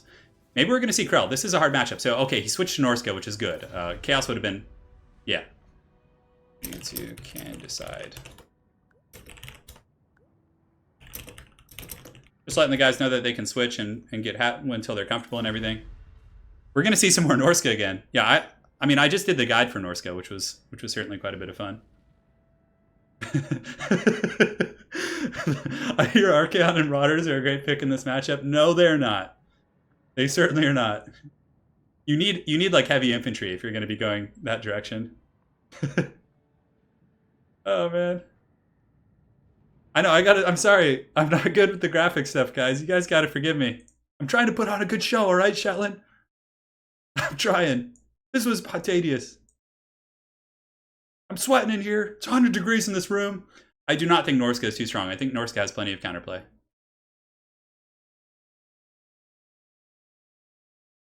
Trying to like... All right. Yeah. It is a wild stream has appeared. I know it's really late for you guys over in Europe, but so yeah, after the stream's over, I'm going to calculate the prize winnings, and whoever wins the series is going to get the goodies. Shetland, we are using Warhammer Cup rules. Yeah, I think. Was something off with the pick here? I mean, like we're going to use those rules, but if someone makes like a minor mistake, like and it's not like super game changing, I think it's okay. Yeah. Because today's just kind of an experimental one, but I told them to loosely follow those rules. Give your meat a good old rub. I gave them the rules before the tournament and everything. Nice and hot. But he probably didn't have a lot of time. The players didn't have a lot of time to review all the rules and everything, but it should be okay. I mean, I don't think anything here is terribly OP. Yeah, we'll see. I haven't been doing Brazilian Jiu-Jitsu in a long time because of my wrist problem, so it's like I've been kind of taking it easy in that respect. Yeah. What is the strongest faction currently? I don't know. I still think Dark Elves are one of the best. Thanks for the donation, Dulu. Really appreciate it. No, it's not frozen. Everything should be good. I forgot to put up the screen blocker, so hopefully there was no screen sniping there, but it is what it is. I don't think Dog would screen snipe King of the Dead, so. Yeah. All right, guys, so let's go ahead and take a look at the forces. It's going to be a Norsca versus Vampire Counts matchup. Definitely a very fun one. Hopefully we'll see some anti-large from Dob over here. He does a Varix Reavers, Blood Knights. Blood Knights can make mincemeat of the Dragons and Feral Manticore. So if Dob's able to have really good Manticore or Blood Knight play, he should be fine. But for King of the Dead, he does have a front line of the Marauder Champions, so definitely a very wise choice. You need that sturdy infantry here. And these are the finals for today. Yes, these are the finals. Some Marauder Champions in the front line, good leadership, good defensive stats, can hold up against the spooky Vampire Counts. Got Wulfric on foot, Metal Sorcerer with the Burning or Piercing Bolts and Final Chance Mutate. Not Final Chance, the Plague of Rust. Premier Warriors with great weapons, definitely very solid in this matchup. Skeleton Spears, and he has two kind of a goon squad. So up here he does have a Frostworm and Manticore, kind of a little tag team right here. So pretty excited to see how these guys go. Frostworm's considered by many to be a pretty weak unit in the meta, but again, they do have the breath attacks, but if the Blood Knights are able to get on the Frostworms when they land, they're just going to get put in a trash can so incredibly hard. So yeah, so there's a fair amount of dragon play going on here. For Dov in the front line, he does have Skeleton Spearmen, and yeah, it looks like it's just going to be like low-tier stuff in the front. He's got Heinrich Kemmler, he's got a Corpse Guard, Sternsman in the back, Varix Reavers, and I think more Blood Knights. So he has 2 Blood Knights in total. So Dov has plenty of answers for these dragons. The breath attacks, of course, going to be able to melt this Corpse Guard right now, I would imagine. I think that's probably what he's going to do. King of the Dead probably going to go after those goodies. So yeah. Oh yeah. It's going to be good. That is a lot of dragons, all right. Horned ones aren't bad. Yeah, I've used horned ones before. But anyways, the Blood Knights are going to be falling back, making sure to, keep sticky and moving, not wanting to get, wrapped up by the breath attacks of the Frost Dragons. Because this army's a little bit thin. I mean, he invested a ton in these dragons as well as those Feral Manticores. So I think that the infantry fight will favor the Vampire Counts. It's simply just a numbers game. They're going to swarm. They have Heinrich Kemmler there, who has a pretty good presence, and Wulfric on foot isn't going to be able to pressure him that much. So Kemmler, Dob is so predictable. Well, we'll see if Dob paid, guys. So the Blood Knight swooping up over the hill. He has the 2 Blood Knights. He does also have the Varix Reavers. The Varix Reavers are going to be really good. I mean, they can cycle charge the Spearmen or even the Marauder Champions if they're not braced and get some pretty good value. As far as anti-large, there are some Premier Warriors with the great weapons, and yeah, it's looking to be pretty good, guys. So the Dragon's forming a bit of a formation here.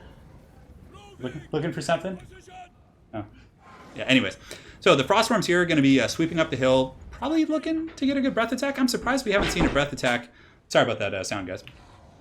Trying to get a breath attack here on the Corpse Cart with Unholy Lodestone. I'm surprised we haven't seen that yet.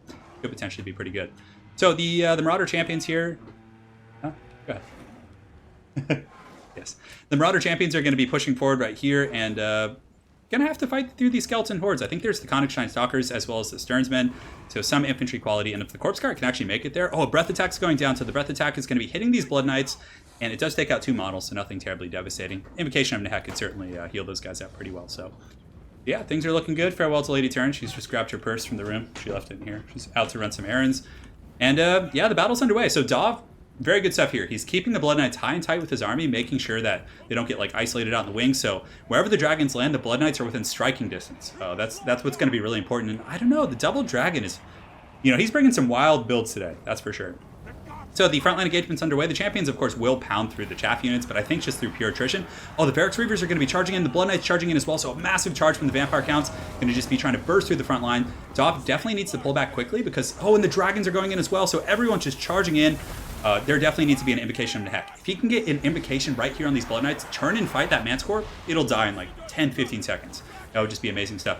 The Haggard Pirate Ship of the Gods is going to be going down from Norsca, tearing through the front line of Dov plays. Massive value right there. That was a thing of beauty. But it looks like the Famir taking a little bit of damage from the charging. Bounce of power is relatively even, and the Manticore, the Manticore taking a little bit of work, but it's done a pretty good job stabilizing. Burning Bolts going down, melting some more of the Vampire Count's forces.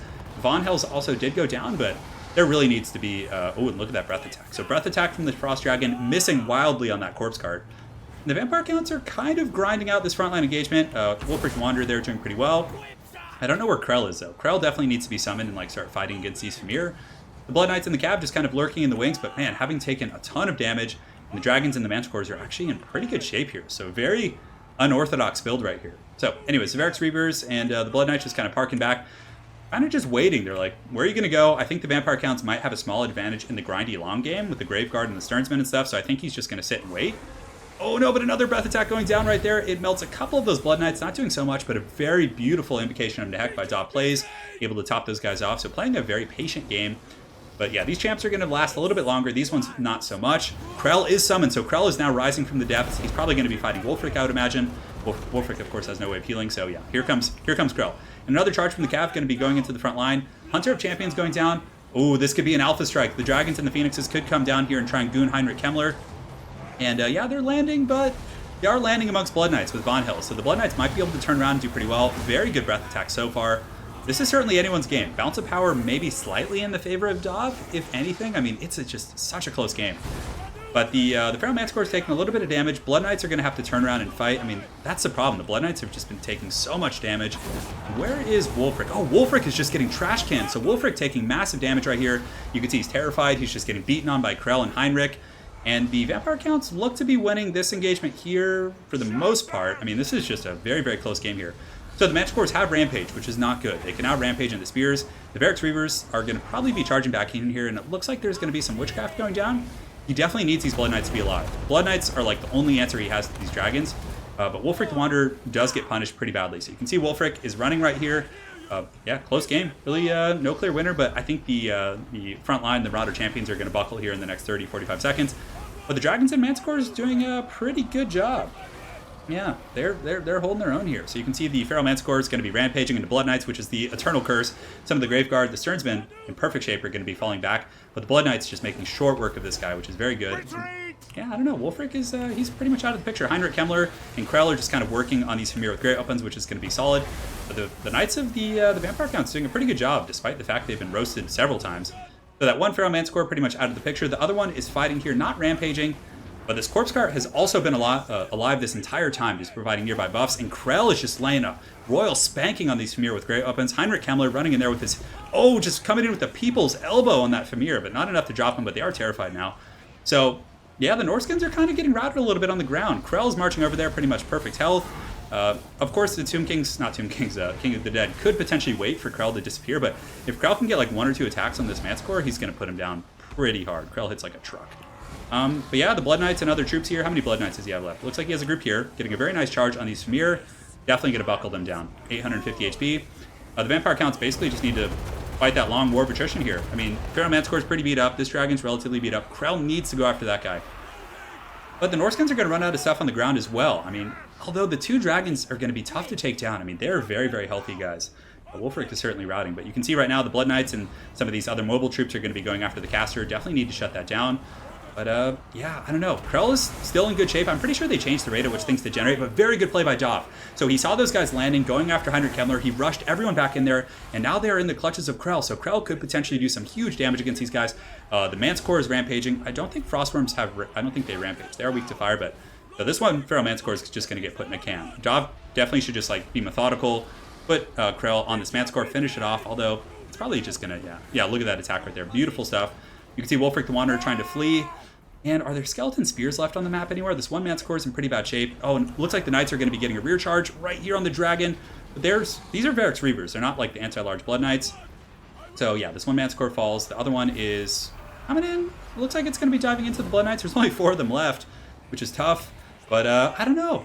I don't know if the Dragons are going to be able to do it. I mean, there are a couple of forces here on the ground. Wulfric looks like he's going to be hoofing it over here. Yeah, this is... Krell is degenerating, but I mean, he's at his healing cap. So he's been getting healed by some of the nearby effects and the Chaos Tomb Blade and stuff like that. Very good breath attack by King of the Dead with the Frostworms here. So yeah, just wild stuff going on. So anyways, Blood Knights are going to be charging in. The Dragon swooping in. He needs to get some damage on these Dragons, so they're going to be a menace. But he is charging in with Wulfric, being a good sport. It looks like he's not going to be trying to run around the map. But oh man, he turns and runs as soon as he gets in there. But Krell jumping in on the Dragon, doing massive damage against the Frostworm. Frostworm getting taken to town. Looks like Seafang is going to be going down the ranks of this Graveguard and some of these other troops. But yeah, the Dragons are taking a pounding. They're actually shaken. I think Dog Plays might pull ahead a little bit here on the Balance of Power. He also has some Skeleton Spears.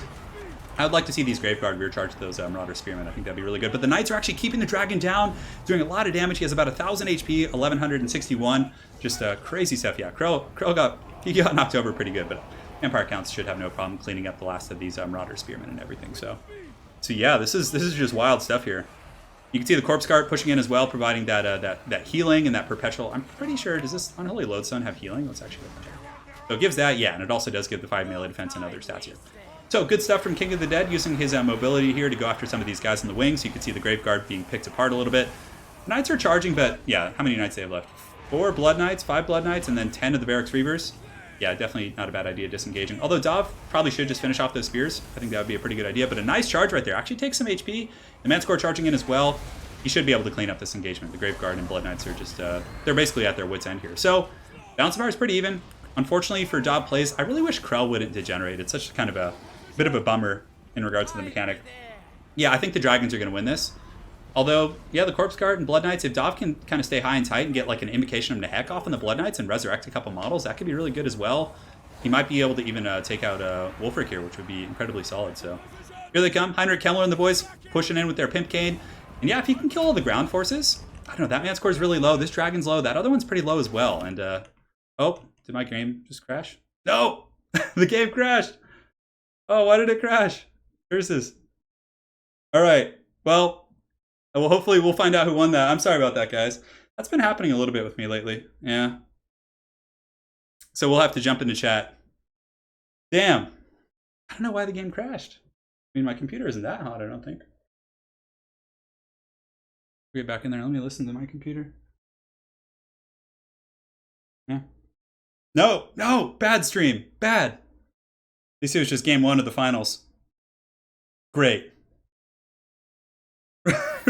Who's drop hacking me? It's okay. We'll get in there. We'll give him a minute. Krell's last curse. It's treason. Yeah. I don't know. That hasn't. We were good the whole stream. We had no problems up until then. At least the computer didn't crash. No, we're gonna count that one. Win or lose. Let me see. They're probably still fighting. I think Dov paid because maybe I know, right at the climax. The stream degenerated over time.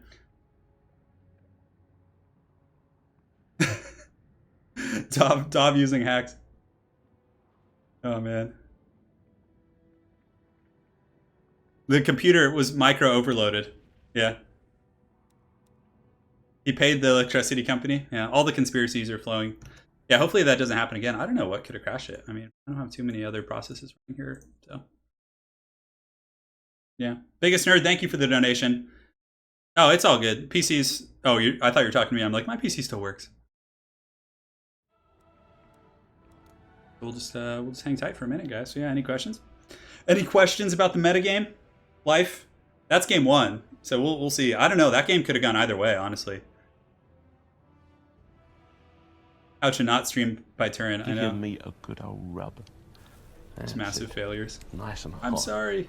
Spectate, Spicy meat. Yeah, boy. Alright, so let me jump in chat. Good. Hey guys, I actually disconnected there at the end of the game. My game crashed, but who ended up winning that one?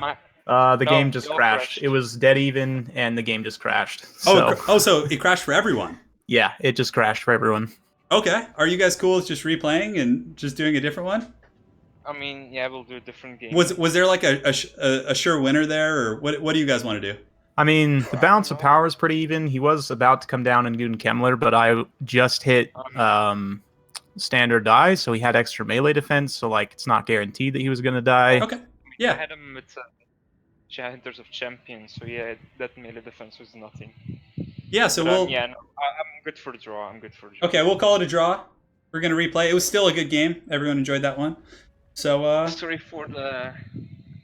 I'm glad it wasn't just me that crashed. Yeah, no worries. I think it's something to do with the vampire counts, because I've seen crashes with them before, especially when stuff starts to get to its healing cap. Like, a lot of my stuff was at its healing cap, and so I think that was part of it. I don't know. Like I said, I've seen crashes with the vampire counts before, so I think it was just a bug, an in-game bug. So yeah, no worries. I got the game rehosted. But I was prepared for the 2 Terrorgeist builds. Yeah, for sure. That would have been cool to see the Frost Dragons versus Terrorgeist. Yeah. Well, they destroy him. Cool, guys. Well, I'm gonna jump out. I'll see you guys in a minute. My apologies for that, but hey, you know what? the people get some more gameplay, so no complaints. And it is a best of 5, so there's plenty of cushion here. Exactly. All right. Exactly. Cheers, More guys. games, or I mean, Yeah, it's time. 6 possible games to go. I know. 6 more. We'll see about that. All right, see you guys. Yeah, Crow flicked. Okay, so it wasn't me. So it was something with the game. Like, everyone crashed. It wasn't just me. And King of the Dead is back. Maybe don't bring VC if you think that would crash. All right, Krell through. Yeah, Gobbo King came in and sabotaged our game. Gobbo King and Lady Turin conspiracy. So yeah, guys, we could have given the game to King of the Dead, but again, I think it's like there is a small chance that the Vampire Counts could have won that. Like, so I think it's only fair. And you know, everyone here is friends and gentlemen, so we're just gonna kind of do it to it. Dob just causing all kinds of drama. So let me go ahead here and get the screen blocker up. Doesn't need to be that big.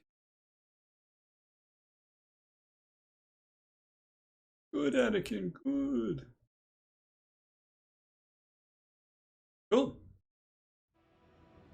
So while we're here, guys, let's go ahead and take a look at the current prize standing. So I'm not going to do the oh man, there's euro and pound conversions.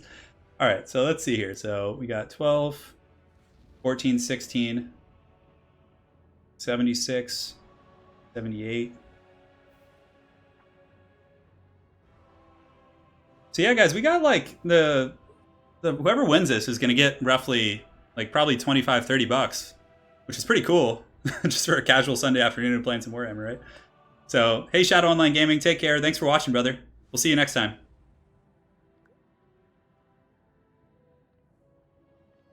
We will see you next time.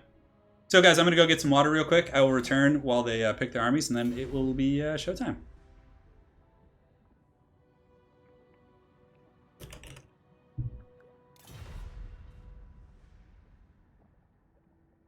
Yeah, straight shooter. I mean, in all likelihood, the Norskins would have won. I'm pretty sure though that the army he brought wasn't legal by our tournament rules too. So we're trying to use the King's Cup rules. We're having like slight forgiveness on things because again, it was like a rush day. They didn't have time to review everything completely. So yeah, Google doesn't take 75% or something. Yeah, it's a smaller percentage, but yeah. Oh, go Jira, I got you, man. Hold on. Yeah, you guys want another top 5 video for top 5 times Dob plays rigged a tournament?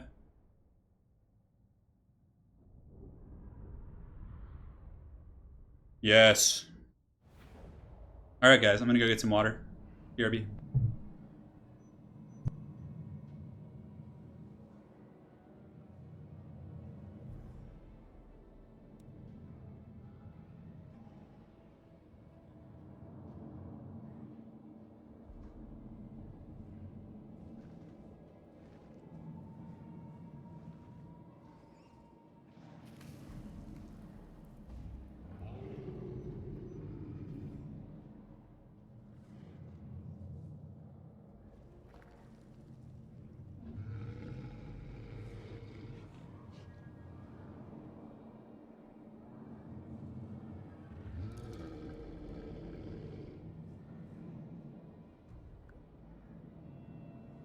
Yeah, I sent the tournament rules. Shell and Apache, if he's still in chat, can link the tournament rules. We're trying to follow him, but yeah, again, if somebody makes like I didn't give them much time to prepare. Like I literally messaged everyone like 30 minutes before the tournament. I was like, hey, you want to play in a tournament? Like, you know, it was kind of like, so I'm not going to be like super strict about it, but I believe the Double Dragon Manticore build was against tournament rules somehow for the Norskins. So, all right, guys. So far, it's 0-0 in the finals. So they just had a game 1, but unfortunately all of our games crashed right at the climax of the game. But in this match, we're going to have King of the Dead playing the Beastmen against Dob Plays playing the High Elves. So the Beastmen, front line's going to be a couple groups of Bestigor herds. He has the Eye of More Sleep as well with the Warp Gaze, so he can lock things in place, throw his fat boulders. 1 group of Raiders, 2 groups of Minotaurs. So King of the Dead just bringing these wild builds today. He does have the Butchers of Kalkengard, Morkur, Wildcaster, Destroyers of Drakkwald, and Ungor Spearman. So for Dob, he does have Alariel the Pigeon Queen. He's got 2 groups of Reaper Archers on the far side. He's got Dragon Princes, Heralds of the Wind, so a lot of circling the wagon here. Definitely going to be the Beastmen trying to keep up with like all this high elf action, but I am more sleep dropping some hot fire right here. But where did that rock go? He must have switched targets. Also over here we do have the Fireborn and more Dragon Princes, so a lot of heavy cav. Over here the Destroyers or the Spearmen taking a massive charge from the Reavers, absolutely devastating stuff. That's it. So the Ungor Spearmen herds holding, they are wavering, but they hold with 7 leadership. The Minotaur's rushing out to help, but it looks like the Reavers are going to get away before the reinforcements arrive. So good play, but good stuff from Dov, getting some free value. Over here, this one group of Ungor Raiders actually doing really well, and it looks like Dov does slip up and forgets about the Heralds of the Wind. So the Minotaurs charge in, and they are just doggy-styling these guys, doing massive damage. Yeah, that is tough. That is tough. So that is a huge loss for Dov. They cost like 1,000 gold. So losing those guys out of the gates was rough. On the far side, though, some cycle charging, but King of the Dead on top of his micro. The Minotaurs with shields just blitzkrieg them. They take out those Reaver archers. Just beautiful stuff right there. So far, I would say King of the Dead is coming out just way ahead in terms of these exchanges. There's going to be an Earthblood going down, but Dov taking some unnecessary losses here. I mean, that did not need to happen. Over here, the Reaver archers charging into the Destroyers, trying to get some cycle charging value, but these guys have poison. They have really good stats for, you know, an Ungor, like a cheap unit. So yeah, just wild stuff here. Yes. Just time. But anyways, the Dov of Dov plays, the Cav of Dov plays are going to be trying to get into the back line. The Fireborn coming in with the charge, but King of the Dead screening out with these spears, having them take the charge. Just beautiful stuff. He's defending everything perfectly. Right here, he does get, looks like there's going to be some sort of a buff going down. Oh, the Fist of the Mantle of Gorok, just making them absolute world beaters. 154 weapon strength. They're going to be charging into these Dragon Princes, supported by the spears, but Dov plays also pops the Star of Averlorn, healing up all of these troops. Just beautiful stuff.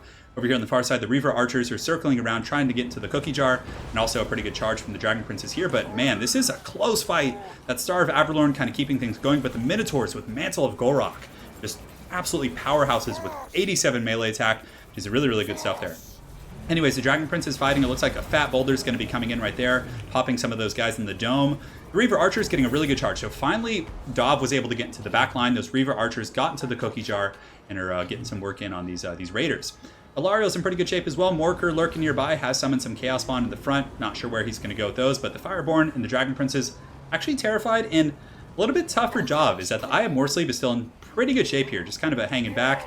The Pigeon Lady, very good stuff from Dov as well, is able to snipe down this Bray Shaman and get rid of his caster. But yeah, just a crazy game. Yeah, it's 25%. So the overall donations for today's stream, 25% of them are going to go to the first place winner via PayPal after Google takes its cut. So I'll be doing the calculations afterwards and everything. So anyways, the Dragon Princes are going to be charging back in. The Fireborn as well going to be getting in there. And you can see the Minotaurs just kind of on guard duty, trying to avoid the spears. But King of the Dead does grab Morker, has him go after these spearmen. But of course, Dov is just force pathing them. So that means he's just like clicking. He's ignoring Morker and trying to click forward. Minotaurs, though, really with the good mobility. Oh, the Warp Gaze. So he gets a really good Warp Gaze here on the Fireborn. And then the Minotaurs charge in, supported by Korok's Man-Rippers. So just hard counters across the board against these Fireborn. Just beautiful stuff here. But Dov is hot in pursuit with Spearmen. So the Spearmen also there. But yeah, this is just... I think it looks like the Beastmen are running away with the game, perhaps? Yeah, I think the Beastmen are pretty well ahead here. So the Dragon Prince is going to be charging back in. Korok's Man-Rippers in perfect shape. Minotaur's taking a little bit of damage from that charge. And, oh, look at that boulder! Damn, that Eye of Morsleep boulder just dropping in there, doing some heavy, heavy work. And Alariel the Radiant not wanting any of Morker's Pimp Claw. He's got that big old Gimp Claw going on there. He does not want any of that. But the Eye of Morsleep kind of just sitting, having a good old time. The Bestigors in the front line continuing to fight against the Spearmen. Over here, the Bestigors were able to win that engagement pretty handily, so he's definitely going to want to get those guys over here. And yeah, so far the Bray Shaman with the Lore of Wild for King of the Dead is being picked off by Dov. So Dov doing a pretty good job just isolating these resources out here. But the Beastmen, I think they have too much stuff left. They have the Eye of Morsleep who can just sit and throw boulders. Yeah, I don't know. I really do think the Beastmen have this game. I think that King of the Dead is probably going to take game one. And because Korok's Man-Rippers are like full health, and pretty much everything Dov has is like Cav, he can just stand them right on top of the Eye of Morsleep and just kind of hang tight. And those boulders are slowly tearing those guys apart, which is pretty good. Losing those guys in the beginning was really tough too. Dov did lose the Heralds of the Wind, which are the Regiment of Renown of the Cav there. So I think that was pretty punishing stuff. So the boulders continuing to rain in. That one pretty accurate, able to take apart a couple of those Dragon Princes. The Minotaurs and everyone kind of just hanging tight, being circled by the Reaver Archers, but the Reaver Archers are just so tattered. They're not going to have much damage output here. And Dov going to be circling in with his Spearmen, and his other troops are engaging. But the boulder netting pretty good value. That one went a little bit high and tight, and yeah, the Minotaurs are just going to give these Spearmen the business. So not the best day to be a high elf Spearman, having to fight the Minotaurs. And King of the Dead today has been using a ton of troops that you normally don't see, like on ladder. And What happened there? Did you guys see that? He's just like, I don't feel like throwing this. Oh, what happened there? Oh, we got the Warp Gaze. So the Warp Gaze going down. Beautiful stuff. He breaks the charge. The Korok's Man Ripper's charging in there. Morkur charging in as well. Just very, very good stuff. So these guys are pinned down now. The Minotaur's just tearing through those troops. And in the back, you can see Dov is trying to use his Dragon Princes. But King of the Dead, like, he seems to have an answer everywhere on the battlefield. He's keeping his troops, like, really conservative, like, watching the Dragon Princes. Star of Avalorn going down, going to be healing up the Fireborn and the other supporting troops, but with Korok's Man Rippers there, I don't think that Dov is going to have a chance here. I think, like, the Eye of Moorsleep itself in melee is just a powerhouse unit, so it's going to be really tough to take those guys down. Yeah, Shadow Walkers are really not a good unit. But anyways, yeah, the Beastmen kind of just cleaning up the battle. You can see the Fireborn of Dov as well as the Dragon Princes pulling back, preparing for another cycle charge, but Korok's Man Ripper's in perfect shape. Every time they retreat, they're just getting tagged by the Eye of Moorsleep as well, which is much more accurate than regular Cygor as well. So the Minotaur's coming in, 11 models, Vestigor's here. And yeah, these arrows are going to provide a little bit of withering fire, but I really don't think they're going to be enough as Dov is... He actually does route the Butchers of Kalkengard though, so that's pretty good. He routes those guys, he can potentially chase them down. You know, and they're a pretty powerful unit. You can see that actually pulls the Bounce of Power back a little bit, but I still think that the Korok's Man Rippers, as well as the Eye of Moorsleep, the Eye of Moorsleep, going to be a little bit too much to handle. The Boulders continuing to pick off those Dragon Princes there as they do chase down the Minotaurs. And yeah, what a game! The total donations is around $100, I think. But again, Google does take, I think, like 20 or 30%, so it'll be like 70. And again, we still have a lot more games in the best of 5, so I'll rack up everything. And when we have this next week, because this is going to be a weekly series, we'll do like a review in the beginning of the last week and show the winner and how much they won and everything. I think that'd be pretty fun. So stay tuned for next Sunday or Saturday, guys, and we'll do it. Anyways, the Eye of Moorsleep continuing to bomb these guys. It's out of ammunition now, but he's still, I think Warp Gaze has unlimited charges, so he could potentially, you know, get that. So the King of the Dead kind of forming a Helm's Deep here. The Vestigors are going to be taking a charge from the Dragon Princes. Dov trying everything he can to claw his way back into the game, but the Eye of Moorsleep charging in. The Minotaur is pretty fast at responding and layering the charges. Very, very cool stuff right here. But yeah, every time they come in, they're taking some pretty decent casualties. Right here, it looks like there's some sort of Witchcraft, Faw's Protection going down. The Pigeon Lady even getting in there. She's going to get her hands dirty. But over here, the Vestigor herds plus the Korok's Man Rippers are just going to just tear these guys apart, I think. But I don't know, maybe Dov can pull something out? That would be insanity because the Bounce of Power is creeping back towards the middle. It looks like Dov might be able to get back in this game. The Korok's Man Rippers are pushing in. It's going to be really hard. And even though the balance is like evening out, like Dov doesn't really have good answers for Korok's Man Rippers. And the Eye of Moorsleep has so much HP. I mean, it has 6,600 HP, which is pretty insane stuff. You can see over here the Reaver Archers just kind of circling. They could definitely get a good charge on these Vestigors who are a little bit isolated here, and he should just finish off these Spearmen. So the charge coming in, the Vestigor herd's going to be shaken. Reavers have pretty good charges, actually. I mean, it's not great, but it's not like as bad as other skirmish cav. Minotaur's rushing out. They're able to pick off a couple of those cav, and every time he comes in, he's getting punched a little bit. Alariel popping the Arcane Conduit to give her some Winds of Magic. If she can get another Earthblood, although these guys have gotten Stars of Avalorn, they are at their healing cap, guys. I don't think there's going to be too much more coming in here. Yeah, this is just bananas. Yes, this will be a weekly series here on the channel. I'm going to try to. I mean, there may be things that, like, you know, muck up my schedule, but the Dov's coming in for the charge. The Minotaurs are going to meet them. If the Crazy Pigeon Lady feigning a charge, changing her mind at the last second, but the Korok's Man Ripper's not braced, so they're actually going to take the full brunt of that charge, but again, the Minotaur's taking a little bit of work. This is just like the classic High Elf, just using their heavy cav to just charge in. The Vestigor's actually taking some work. Bounce of Power's creeping, but I still, despite how good it's looking for the High Elves, the Minotaurs are just charging in, somersaulting, dragging down Dragon Princes. The Eye of Moorsleep just dropping some hot hoof action on these guys. And I think the High Elves are committing to the final charge, but a very good heal, so Earthblood healing up everything. That might pull the Bounce of Power back towards the middle. You can see that Dov plays is actually pulling this game back, and if he can get a massive break on the Beastmen here, he might be able to pull this game back. The Korok's Man Ripper is fighting tooth and nail. Morkur is fighting as well, but the Dragon Princes, with their insane leadership still going, King of the Dead needs to keep these Korok's Man Rippers fighting. If they break, he could potentially lose this game, because if the Beastmen like break everywhere, he can then chase them down with the cav units and just kind of whittle them down. But you can see King of the Dead actually pulling the game back a little bit, as you know, those troops do stay in sustained combat versus the Korok's Man Rippers, a couple of those Spearmen. He definitely wants to just chase off these spears. Just send all these guys, go clean up those spears real quick. I mean, this is a really, really good game. I can't believe it. Dov, crash the stream. Hurry. Hurry.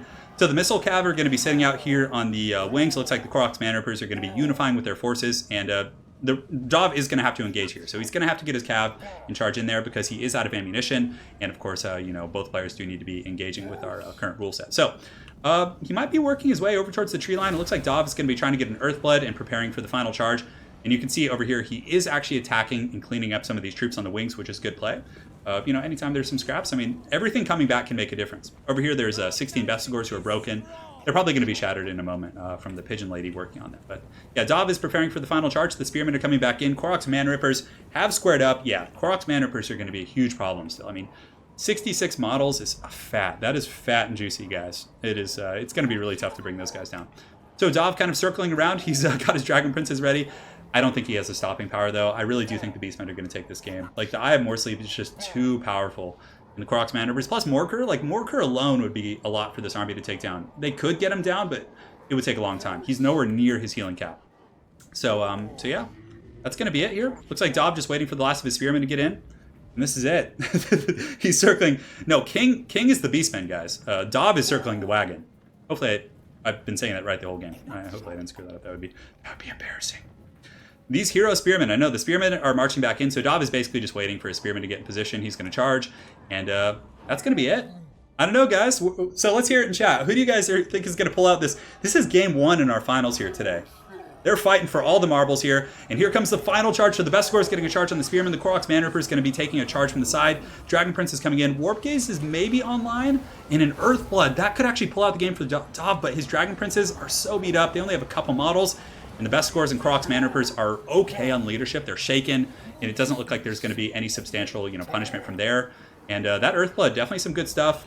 King of the Dead definitely needs to just finish off the Spearmen. He can't let them retreat and reset this time.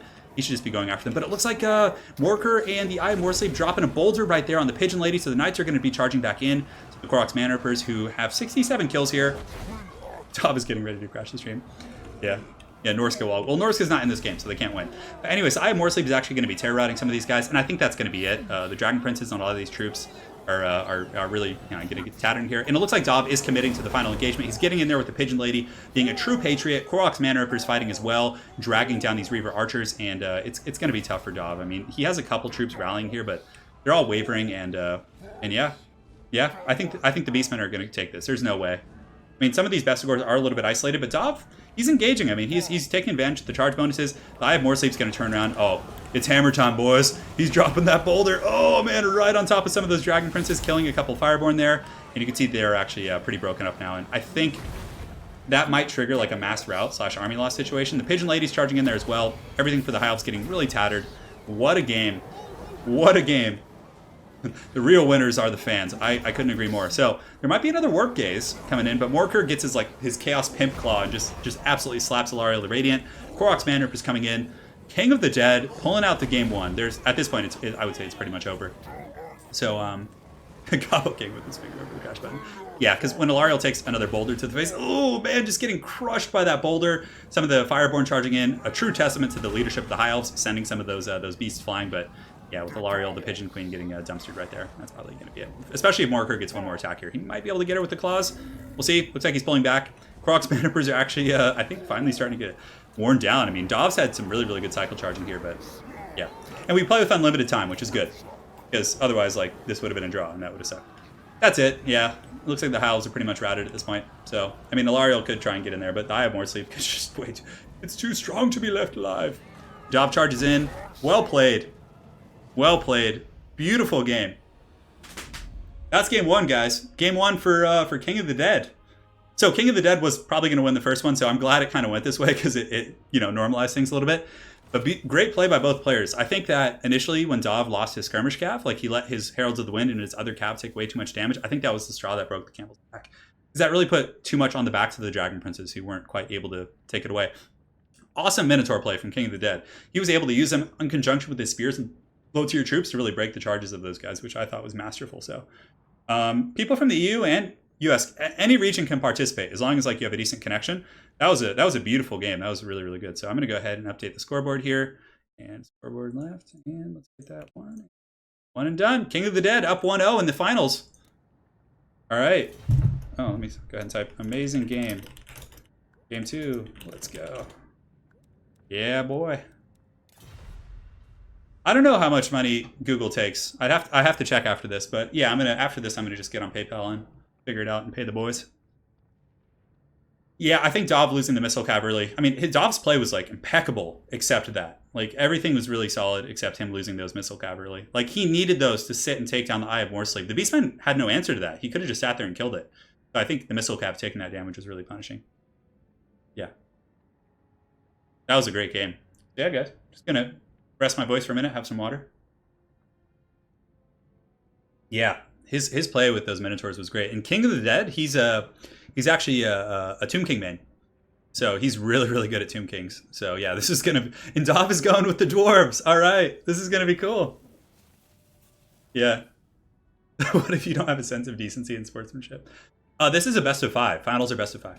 Yeah. So at the very least, you get 2 more games. So hopefully we'll get like 3 or 4 more.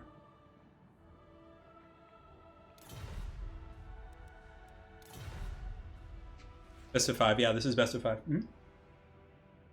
Oh man, guys, it's been good. Probably should do some. Oh yeah, that's right. Overlay. Yeah, I don't think Dov would do that, but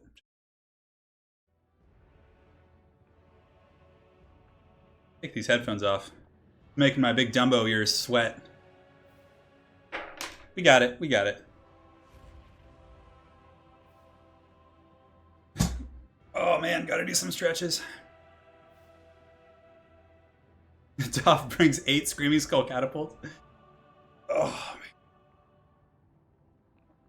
We got the overlay, guys. Satisfy the grudge. This is I don't know who really has an advantage here, but the King of the Dead had some really good chariot play earlier, so if he can continue that, Ark in the Black's definitely one of the better choices, though. Fate of Buna against dwarves, I think, is really good. It's like just use it on like Norgunlings, and you're gonna get value like right out of the gate. So, yeah. The wrist is a little angry today because I've been working on my 40k stuff. So I'm currently building my Blightlord Terminators for my Death Guard army. So I'm trying to change up my army a little bit because Lady Turin, my lovely wife, bought me Mortarion as well as a box of Blightlord Terminators for my birthday, which was on July 12th. And so I just was building the Blightlord Terminators last night, and like my hands are a little bit sore because it's like a ton of like filing and like, I have wrist tendonitis, but. I actually have an MRI this Thursday or Friday, so they're going to check my wrist and my shoulder. It's been a while since I've checked it. And then I'm going to talk to the doctor about some treatment options and maybe even look into stem cells, getting stem cell treatment on my shoulders and my wrists, which I think would be... I would honestly stream almost every day for you guys. I would just get on at like noon and just be like, play quick battles for like 2 hours every freaking day if I could. But it's really annoying. Dov, the Dwarf Meme Lord, the biggest nerd, coming in hot with the donation. Oh, yeah. The anti grows. Give your meat a just good old spam rub. slayers. So yeah, we're on the Mosquito Swamps. Nice and Definitely a hot. fun map. Hot and spicy meat. Yeah, Yeah, we boy. got married a couple months back. Yeah. Oh yeah, well, Anna's the best. I mean, like, I didn't even like give her any inkling of what I wanted for my birthday, and she just shows up with like Mortarion. I was like, oh, I just had a fat chub. All right, guys. It's time.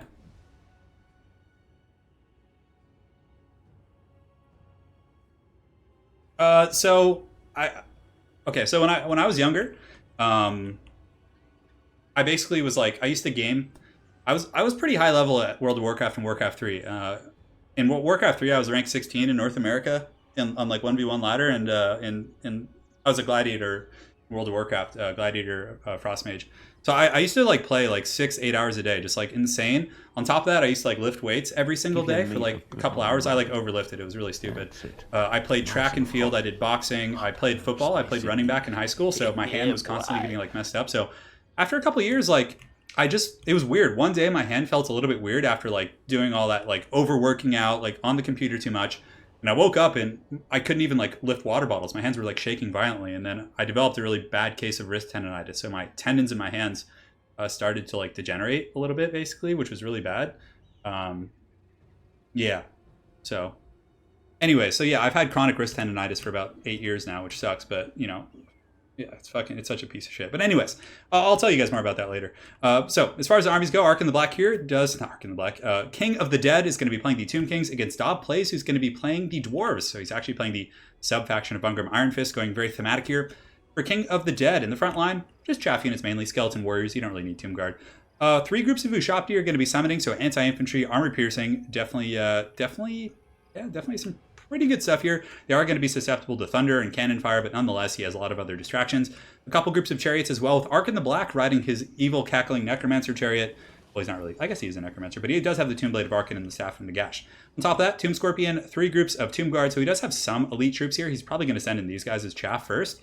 And on the far side, he has a Nehekar horsemen, which are going to be sweeping through the back line. For Dov, a very wide dwarf army, which I think is a staple of competitive play for the dwarves.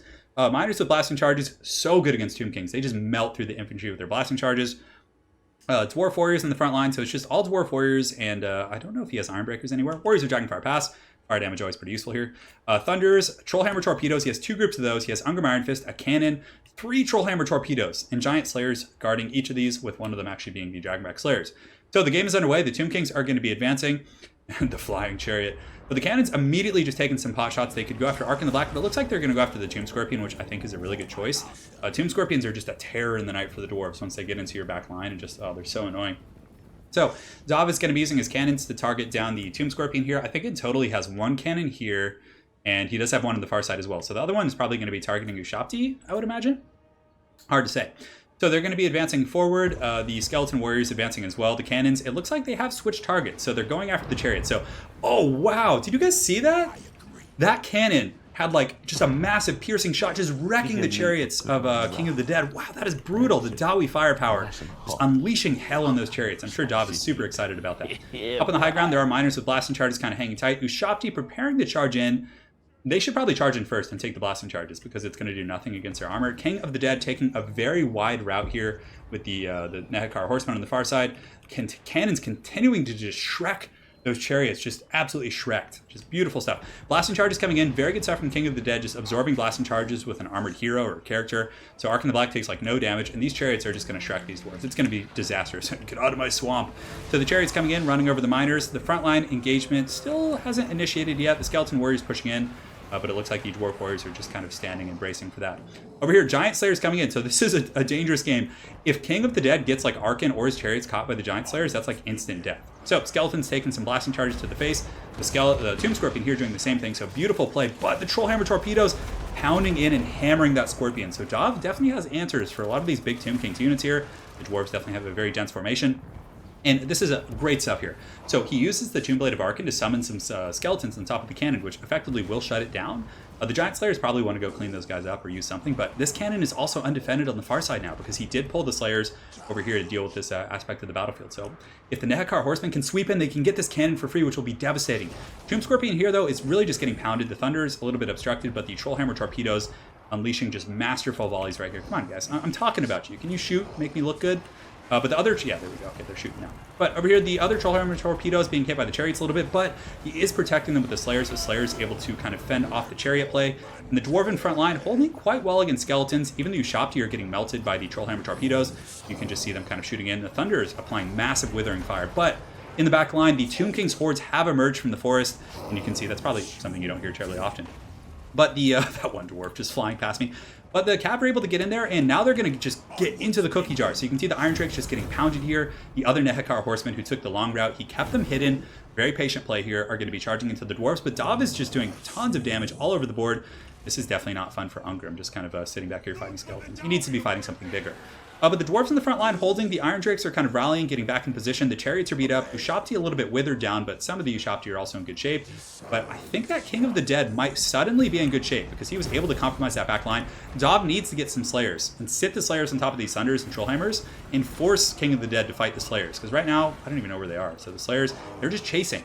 They should be high and tight to the pocket. I think out here we have some miners that are fighting Skeleton Warriors. The Giant Slayers are just kind of like, fighting zombies and getting mucked up a little bit while all these sensitive backline tools are getting pounded. But the Trollhammer torpedoes, a couple of them are still online, so Dov plays getting some really solid volleys into the chariots here. This formation pretty much compromised. So the Tomb Kings have swept through here. Tomb Scorpion is going to be pushing into the miners. And it looks like King of the Dead has claimed pretty much heavy dominion over this side of the map.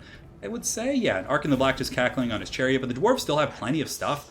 They have all those Slayers to get through. The Giant Slayers cleaning up these skeletons. They've been fighting there the whole time, which is so rough. Trollhammer torpedoes, though, working on these Ushapti, but yeah, this is tough. Dov's formation is like slowly being collapsed, but thankfully he did get a lot of damage early with his cannons. Ungrim needs to be sitting on top of these guys. Like he needs to be defending these ranged tools that he has. Like these are his last chance to take down these big Tomb King's constructs. So over here on the far side, we got some Tomb Guard, 85 models. But Tomb Guard can beat Dwarf Warriors as well as Miners. So it's still going to be a lot of work for Dov. Dragonback Slayers, it looks like they're going to be scurrying. Yeah, where are they going? They're going to be protecting the Trollhammer Torpedoes, which I think is a good play. He needs to intercept these Nethercar Horsemen, actually. Get those guys. Trollhammer Torpedoes, are they going to take out some of those Ushapti? They get quite a few hits there. It looks like they don't take out any models, which is unfortunate. But the Dragonback Slayers are going to turn, and the Giant Slayers should be able to kill a couple of those guys. But I think King of the Dead has a slight advantage. I mean, Ungrim's going to be hard to take out, and so are the Slayers, and there still is a lot of Dwarves rallying, but Dov needs to centralize his forces right now. He needs to get everyone in a bit of a blob, just fight high and tight and keep things going in that respect. I think right now it's going to be a little bit tough to keep up with all of these guys if his forces are spread out. So, very veteran play here from King of the Dead. He's able to get his chariots and just ride down these miners with blasting charges. And yeah, that's anytime you're in a game like this that's very like long and attritious and you have the mobility advantage, you always want to be riding down anything on the periphery away from your opponent's core. These guys, these are all free kills here, although these are the Warriors of Dragonfire Pass. And you can see they're actually whooping on these chariots here, which is, yeah, no, they weren't expecting that. They are like in between the trees, so they have some natural cover there, which is pretty sweet. So good stuff by the Warriors of Dragonfire Pass. Ungrim's fighting in the pocket. The Trollhammer Torpedoes are back online. Looks like they're going after the Ushapti in the forest, as well as some of these horsemen. You definitely, at this point, just get your Slayers, protect each group of Iron Drakes with a group of Slayers, and you'll be in pretty good shape. These Dwarf Warriors, though, are buckling under the pressure of the Tomb Guard, which are a higher tier troop. They cost like 300 or 400 more. Chariots are a little bit beat up. This is certainly anyone's game. I mean, these are some really good games here in the finals. Just absolutely close stuff. Ungrim should be able to finish off those Tomb Guard right there, but the Netcar Horseman play has been really good from King of the Dead. He's able to charge into those Iron Drakes. The Giant Slayers are fighting tooth and nail here. They're dragging down Knights. He summoned Ushapti, held in the back pocket until very, very late in the game. Have been brought down here, which has falsely inflated the balance of power a little bit. So once they disappear, it'll kind of normalize. But the Dwarves are kind of running out of their options to take down these big constructs. Although they still do have Slayers, there's so many Tomb Guard left. They didn't really do a good enough job getting rid of all the Tomb King's infantry, which is usually something you need to do. Then, from there, you isolate the big boys. Stark in the Black riding around in the back. The Chariots continuing to sweep around into the Trollhammer Torpedoes. Trollhammer Torpedoes fully enveloped by these Netcar Horsemen, which is just absolutely tough. Dov trying to settle the grudge, but I think King of the Dead is running away with this, and it looks like it might be, he might be going up 2-0 in this series here. I don't know. I just don't know what the Dwarves have left. They have Warriors of Dragonfire Pass, which will fight, but they're not going to be able to get through 85 Tomb Guard.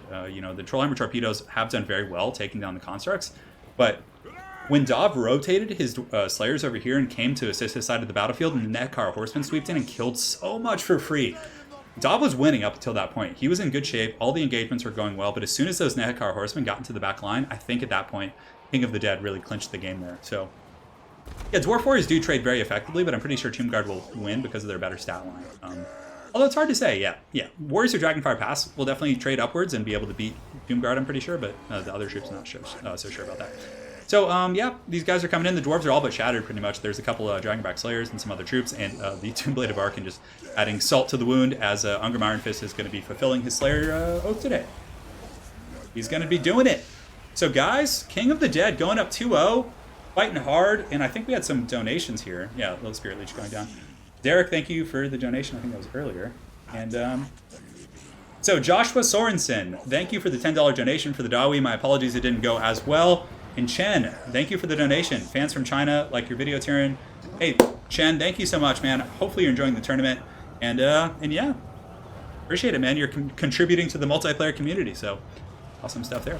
Over here, the Dragonback Slayers fighting to the bitter end. There is one right here. You can see him going. Oh, he got decapitated. That's a rough way to go.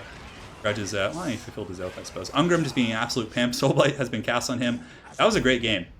Great game by both players. And again, thank you guys for the donations. I'm actually excited to go chill out the, you need the full Slayer army. The full Slayer is tough for Tomb Kings to handle. Dov's army was good, but I think when he let his backline slip up, that was the straw that broke the camel's back. So let me go ahead and update the scoreboard here, and we'll do it. So we got the scoreboard on the left. Great games, though. I mean, despite the fact that it's 2-0, Dov has put up a good fight like every game.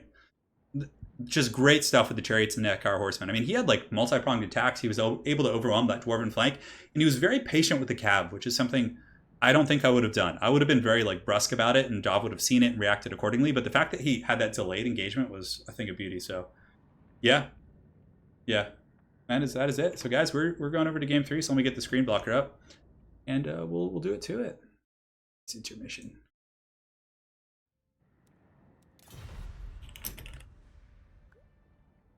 All right, next map. Yeah, the stream will be uploaded afterwards. It's all going to be up. So you guys are going to see all the goodies. Let me make sure I have the right stream options checked. Yeah, okay, I do. That's good. Ulabatuk. All right, let's have some water. Starting to lose my voice. Yes, brothers. Going pretty well today. We've had some really good games. Like, honestly, these are solid games. Solid games. Oh, I don't want to join public chat. There might be some things that aren't YouTube friendly on there. Yeah. So yeah, it's been a long time. I think it's been like almost 2 months since I've streamed, which is pretty crazy if you think about it. A lot of new people here on the channel, so I just want to welcome you guys from all apart. You know, we got people from Europe, from America, from China. I have noticed that there's been a bit of an influx in the Chinese Total War community, like a lot more players, like higher level players from China, which is great. I love to see that. Like I think Total War makes for like a really good spectator sport. It's super fun to watch. Like it's very cinematic, plus it's like very dynamic. Yes, it's not perfectly balanced, but they've done a pretty goddamn good job considering how many races there are. So I think right now they're just working out the final maps and you know what they're gonna play. So I mean, I just want to see more Chaos Demons in Game 3. Like, I that would be awesome. Like, I just want to see a Nurgle. I want to be able to play a Nurgle army. Yeah, it's been a long time since we've streamed. Hey, we got someone from Japan. Charlie Hardy. Konnichiwa, boku no namae wa Turin desu. Boku no shigoto wa Total War desu. I speak Japanese okay, actually. Not great, but I know how to, like, say super words. Yeah, I've been busy. I was in UK. I was actually in Horsham for quite some time, which is where Creative Assembly's office is. Yeah, that's great. Yeah. I just want to see Chaos Demons, though. That would be really exciting. So, Dov is going to Bretonia. So that's gonna be fun. Let's see what King of the Dead plays. So, let me tell him you'll need to switch.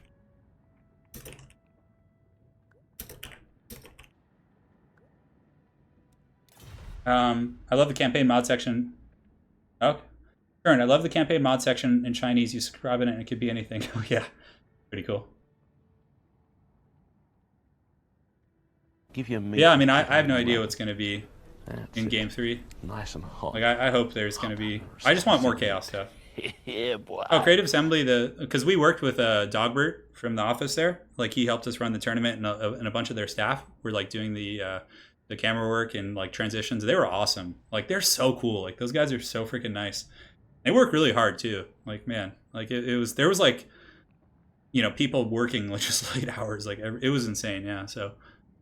Lizardmen versus Bretonia. This is a fun one. This is a fun one, guys. So if King takes this, that's a 3-0 in the finals. Oh, King is playing Greenskins. Oh, yeah. Okay, I like it. The Greenskins can be pretty fun. Gatorade, H2O. I love Waterboy. That's like one of my favorite movies from the 90s. Gatorade. H2O. Give your meat a good old rub. I love those like really haggard 90s era movies. Like Little Nicky and things like that. They're just so great. Yeah, boy. Hilarious. Oh, Shetland. Hey, Shetland, I'm going to make you a mod in chat as well. I don't know why I haven't done that yet. Yeah, Shetland, when I was messaging you earlier today, it was actually to see if you wanted to play in this. We'll get you in next week, though. We're going to have different people in every week. So you guys aren't going to be seeing, like, I think that was one of the, I mean, it is fun seeing the same players, like, you know, especially if they're personalities, but I think it's good to, like, get new people in so you can see different play styles and stuff. We might invite back, like, the winners, like the winner from the previous one could be invited back, maybe something like that, but, I mean, eventually we'll get them back in, like a couple down the line, but I'm going to try and get a lot of different people in here, so.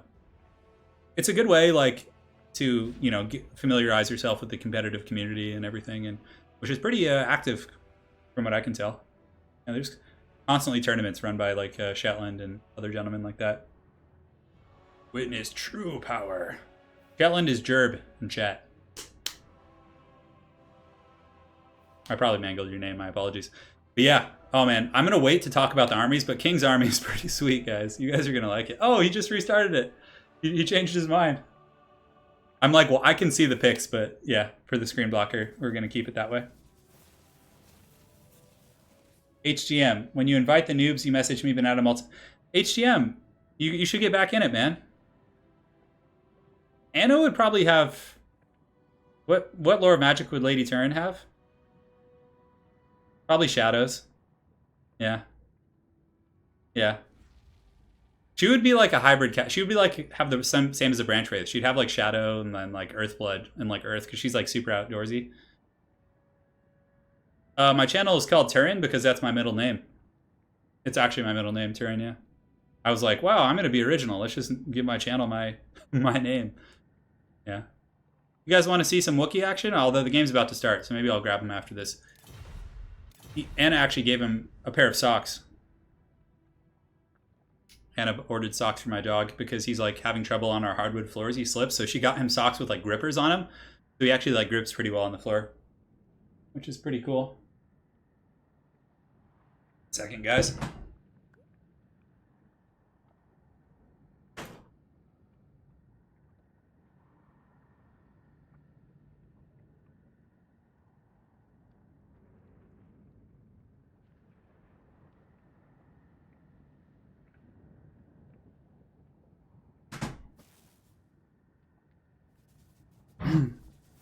Well, I am Italian, yeah.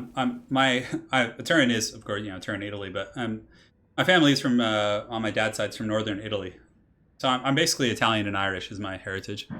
Half, give or take half and half. A little bit more Irish, but yeah. Doggo sucks, yeah. Sorry, I just had to adjust something. My fan over there was like causing all kinds of grief. So yeah, guys, Greenskins versus Bretonnia here in Game 3 of the finals. So it's gonna be quite a cockfight. Yeah, I'm excited for this one. I know, yeah, jumping into quick battle can be pretty daunting for sure. Hopefully someday they'll add like an MMR system.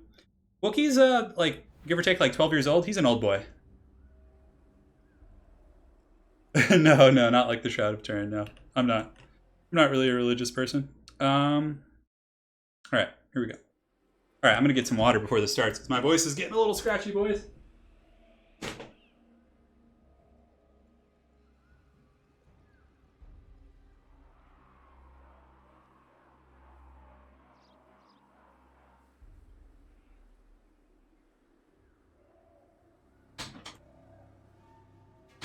Come on, stupid door.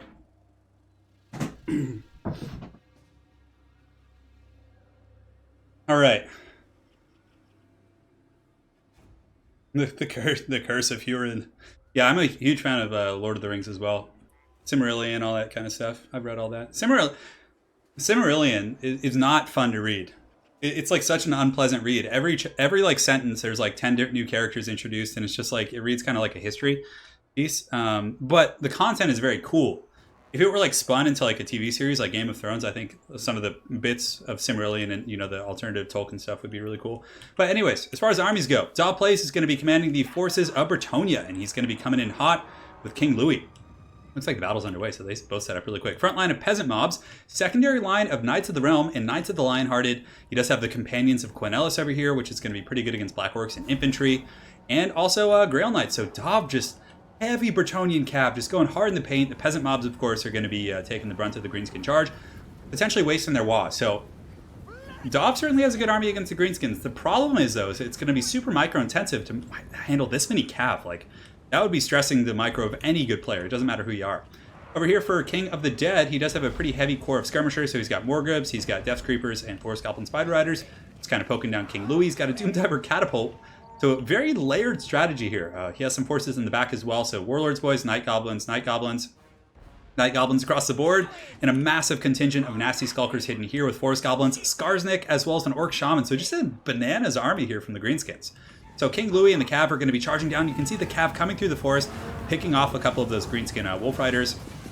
Definitely a massive mismatch, and you can see the Greenskins are going to be having to pull back. And that is the Magi Marauders, which sucks because they have the AP. Those are the ones that are really good against Bretonnia. So if Dov, I would just get one of his cheaper Cav and like Knights of the Realm and chase them off the battlefield. That would be a great pick right out of the gates.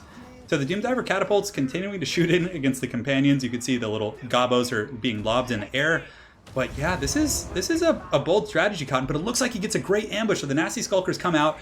They tried to get through the forest here on the backside, but the goblins were waiting. Nasty Skulkers with smoke bombs. Skarsnik's pushing out as well, and they get quite a few kills on these elite Bretonnian cav. Granted, I don't know, the knights are still fighting back pretty well considering the circumstances.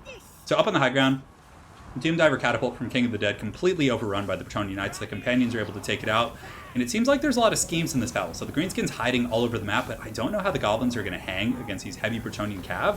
He needs to have like some heavier troops like Black Orcs and War Riders and stuff like that, or something, because the Greenskin Knights are just running shop on these goblins. So, but again, he could just use the terrain to his advantage and kind of hang out in the forest and force the Bretonnian Knights in there. The Night Goblins with the Wa actually fighting back reasonably well, considering. He also has them hidden amongst the trees, so it's going to be a little bit of a penalty for the Knights of Bretonnia. Definitely some solid stuff there. The Goblins fighting against Peasants. This is the true determining factor of the game. Whoever wins this is going to be taking the crown. You can see the Peasants got their pitchforks. Goblins will actually win that. Their combat stats are just way better than Peasants, all jokes aside. In the forest, though, the Bretonnians are being just dragged through the mud. So the Forest Goblins are chasing down these Knights.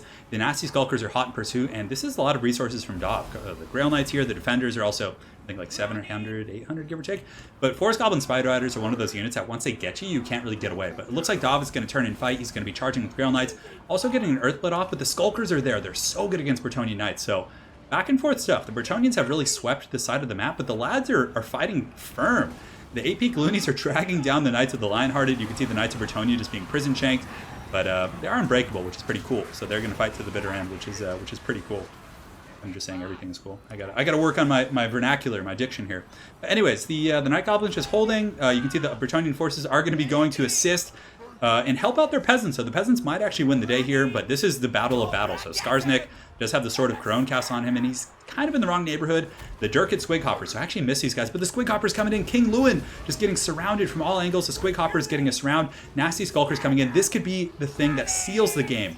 If Dov cannot get away with King Lewin, although he does have supporting elements, Knights of the Realm coming in, getting a charge, but there's Nasty Skulkers, there's Squig Hoppers. Skarsnik is here. Of course, he has some pretty good AoE buffs. Looks like Stand Your Ground being popped by Lewin, but this is very dangerous. Skarsnik actually does quite a bit of damage against large targets, but Louis is just tanking that like a champ. He has popped the Lion's Shield for magic resist, but again, that's not going to do a whole lot here. Forest Goblin Spider Riders coming in. The Goblins need to hold here, but it looks like Lewin just deflected everything there. Just absolutely insane stuff. But the Bretonnian Knights, let's go ahead and take inventory. So Knights of the Realm, pretty good shape here. Knights of the Realm, pretty beat up. Knights of the Lionhearted are okay. The Goblins are rushing back from the forest, continuing to fight. He does have some Forest Goblin Spider Riders over here that he could potentially get back in it. Over here, he has dragged down a group of Grail Knights with Nasty Skulkers and Forest Goblin Spider Riders. So that combination of units working out pretty well. And despite like the memery of the Doom Diver catapult and other stuff like this, King of the Dead is clawing his way back into the game. I think Dov had a pretty substantial advantage early on. So the Knights of Bretonnia chasing down a lot of these routing goblins. Over here we do have the Death Creepers lurking in the forest. But I think Lewin could probably take this game, because if he keeps cycle charging against Skarsnik and he actually breaks Skarsnik, that's going to just be backbreaking for the Greenskins. Skulkers are fighting. They're very good against heavy cav, but again, the charges are still going to be devastating for them. You can see a lot of the Greenskins supporting elements, the Squigs and all those guys are just breaking. Skulkers, 87 of them is quite a bit, but I don't know if they're going to be able to hold. I don't know if they're going to be able to hold here. You can see that Skarsnik's trying to fight against King Louis, but that's a pretty uphill fight. He's more of a schemer. He's not like the most, like, I mean, he is a pretty good duelist in his own right, but King Lewin is like a heavy hitter duelist. He's like Big Papa. So at this point, I think that Dov Place is going to take this game. It looks like Bretonnians are just going to be cleaning up. The Orc Shaman's going to fall. Skarsnik's going to fall. And from there, the rest of the Goblins are probably just going to get put down. But that was a great game. Very unorthodox build from King of the Dead. Oh, Foot of Gork going down. A fat, erect Foot of Gork. Not enough to pull him back into the game. That would have been nice a little bit earlier. Maybe if he had baited the Knights on top of Skarsnik or something. But yeah, that was a fat, erect one, but I don't think it's going to be enough. So, guys, we're moving on. Does Dov have the stock ability? I'm not sure. The best 1v1 duelist lord in the game, I mean, it's probably Kolek, Krokar, Cetra, maybe on some sort of a steed. Like, they're, in terms of just like dueling enemy lords, those guys are pretty scary. Or Skarsnik, he's just being hunted into the forest here. Look at him go. He's like, just squealing as he runs. The Damsel's going to finish him off. The Greenskins have a couple unbreakable troops left, I think, somewhere. Yeah, looks like everyone's wavering to army losses. So, Dov Plays is going to take game 3, guys. So currently, Dov is down 2-1. But he is fighting his way back, guys. And we're going to have a couple more games here, it looks like. Yeah. That's going to be all she wrote. The lads are ready. Let's give you guys some cinematics as we see the last of these, the AP Loonies just being rode down by Bretonians in the snow. Oh, lovely. Lovely stuff. Just being deleted. Their code has been removed from Total War. How many survived that? Well, they actually, quite a few of those guys survived that charge, which is crazy. Crazy stuff there. Wolfric is a good duelist, but he's not the best. Wolfric gets pounded by Kolek. Yeah. Kolek can duel the whole enemy army. That was a good game, though. That was a weird build from King of the Dead. But again, we've been seeing this all day from him. Like, he brings these unorthodox builds, but this was one of the few times where it didn't pay off. You know, I think a lot of his elements got caught out by how mobile Dov's army was, for sure. Grimgor is so bad. Durthu actually is a really good duelist. And again, are we talking about magic? Can they use the magic they bring? Can Durthu use his supporting spells? Like, there's a couple variables if we're talking about, like, the best casters and all that stuff. That the hate low. So, I loved the ambush in the forest. That initial ambush where the nasty skulkers were able to catch the knights with the forest goblin support was really cool, but the Doomdiver died, his goblins just got run over by the knights. Like, so he did well in one part of the battlefield, but I think his Dov's successes on the other part of the battlefield outweighed him catching the knights in the forest. But that was a great game. That was a really, really good game there. All right. Next. Let me go ahead and get the intermission. One sec. My fan is like falling over here. I just need to adjust it real quick. Don't mind me, guys. What's going on here?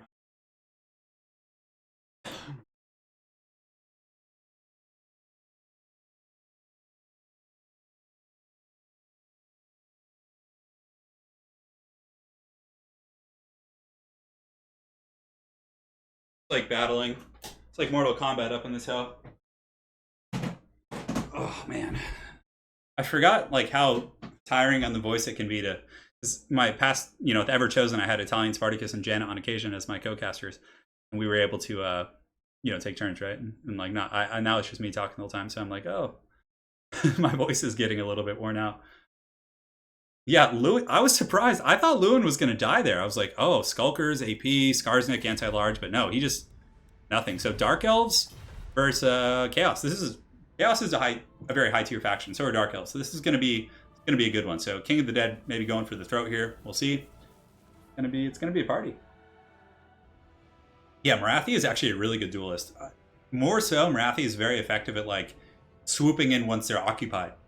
So if like King Lewin were like fighting something and Marathi swings in, gets a couple attacks, like pulls back, she's really good at that. Oh, I gotta update the scoreboard. Hold on. I can't do Dov dirty like that. I come from the land now.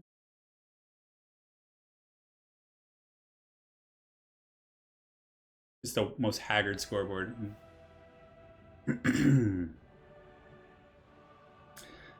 Hear me, boys. Oh, is Jenna on occasion back? What's your go-to counter to chariots when you play as dwarves? It's certainly tough, but Dragonback Slayers are something I like to do. So like I like to have like some sort of missile pressure, like Thunders or Trollhammers, and then sit the Slayers on top of them. So either way, the chariots are going to be taking losses, whether they charge those units. So yeah, that can be really good.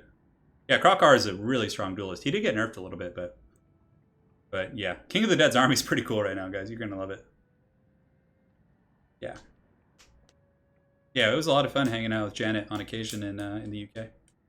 I was pretty tired the whole trip though, so I didn't feel like I was like my true self. I was just like, I mean, in the tournament I had good energy, but aside from that, I was just like so drained from traveling and stuff. Emo metal versus heavy metal. Guess that means we're all losers here. I could go grab Wookiee. Actually, I'll wait till after. Wookiee will be the final prize. Ryback 311. Watch the whole Ever Chosen. Some top tier casting. Thank you, man. I really appreciate it. Ryback means a lot. Thank you also for donating to the tournament today. So we're gonna get some goodies for the players. Lizardmen are your favorite. Hopefully we'll go to 5 games, but if we get a good game here, I'll be quite happy with that. Spicy meat. Yeah, boy. Fine, I'll get him. Let me go get him. It's a little bit hot in here for him. Wookiee.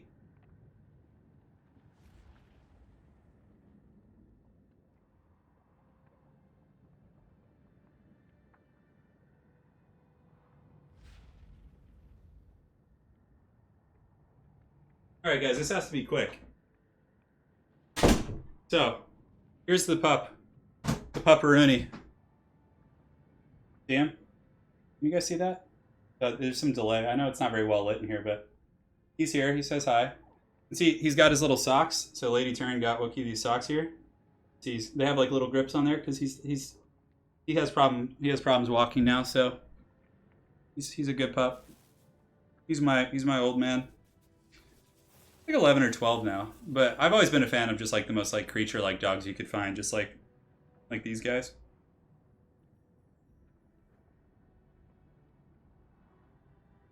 Yeah, he's a smelly boy. Well, it's a little bit hot in here for Wookie, so I'm gonna go put him back with his partner. Yeah, it's my dog. That's what it is, Aaron.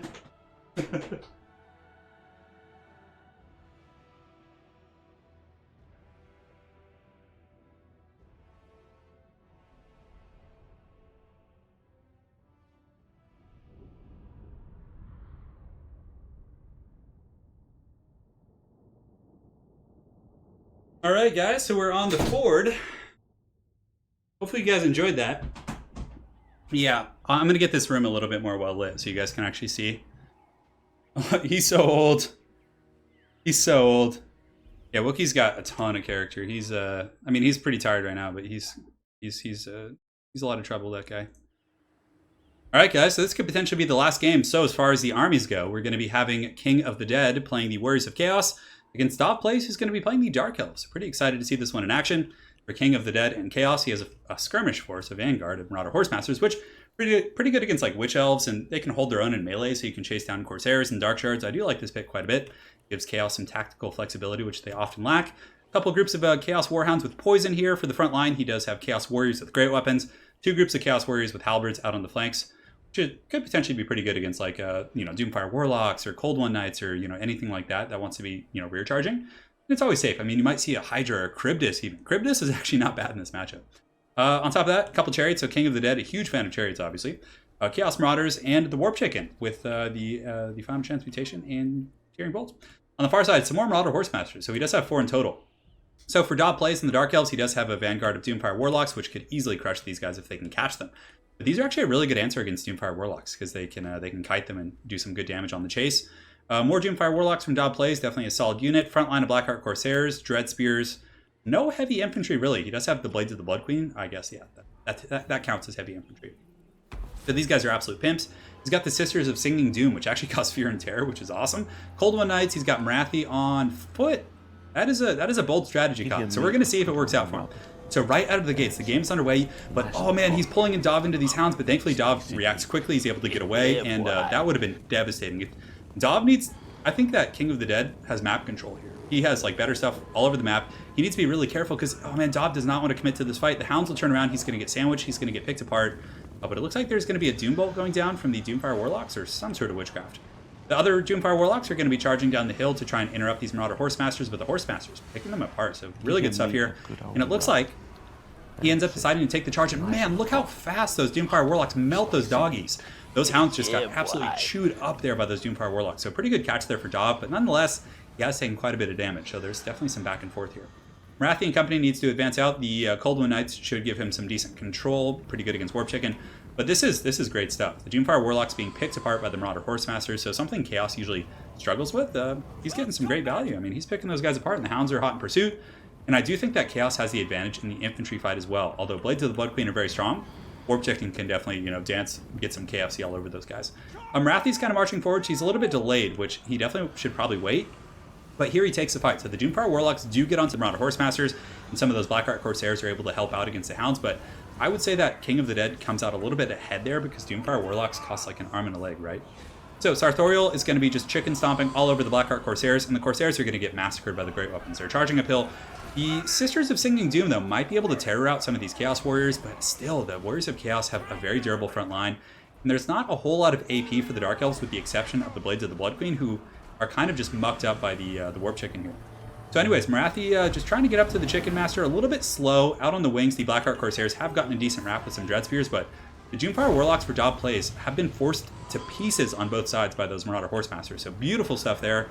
Dov is going to be pulling back. He probably is going to want to use these guys in the center pocket, so just go after some Chaos Marauders. Just push them right up the pipe. So in the back, it looks like King of the Dead being very conservative with his chariots.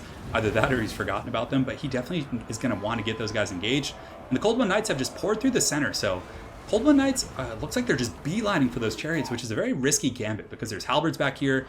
Cold One Knights are not good in like melees. They're not good when they're surrounded by a bunch of infantry and different stuff like that. So the Cold One Knights look to be pouring in, trying to get on the Warp Chicken, but still a dangerous game. Looks like there's going to be a final transmutation going down here. Oh, that's going to be devastating. If he overcasts that final transmutation, the Warp Chicken, that could be really powerful. But it looks like it's going to be a Soul Stealer. I think, yeah, Soul Stealer. So actually a little bit better for the Dark Elves. Blades of the Blood Queen do crush through those Chaos Warriors with the great weapons. Warp Chicken piling in here, but the Marauder Horsemasters have circled the wagon. It's either just going to be sitting here, throwing volleys into the Blades of the Blood Queen, whatever they can get. But it's a pretty close game. Balance of power has been creeping, back and forth towards the middle, in favor of one player or the other. But crazy stuff here. So the Doomfire Warlocks getting charged by the Hounds. These guys still could do some pretty decent pressure, but I really, really like the Marauder Horsemaster pick from King of the Dead. I feel like it's a pretty good counter to the Doomfire Warlocks, which are such a staple in competitive play. In the mainline fight, the Halberds are holding off these forces here, but again, Halberds aren't really meant for this type of combat. I mean, they still hold their own, but the Dark Elves actually sweeping that center engagement. So despite when the Blades of the Blood Queen finally got in there with Marathi's support, because Marathi gives negative melee attack, like I think it's 18 to all nearby troops. So the melee attack on these guys, the Chaos Warriors, is actually like in the low 20s, if not high teens, which is insane. It's a really good play from Marathi here, and Dob plays, and he's able to buckle those Chaos Warriors. So maybe we're going to see a game 5, but there's still a ton of mobile troops here, and the chariots from King of the Dead are going to be so tough to deal with, because right now, King of the Dead is just kind of picking apart, Dov's mobile elements. The Doomfire Warlocks trying to do what they can, but I think those chariots are going to be really tough because the Cold One Knights are beat up. Pretty much all of the high mass units from the Dark Elves are pretty much gone, if not eliminated from the battlefield. Another volley coming in. The Marauder Horsemaster is just kind of picking off these units.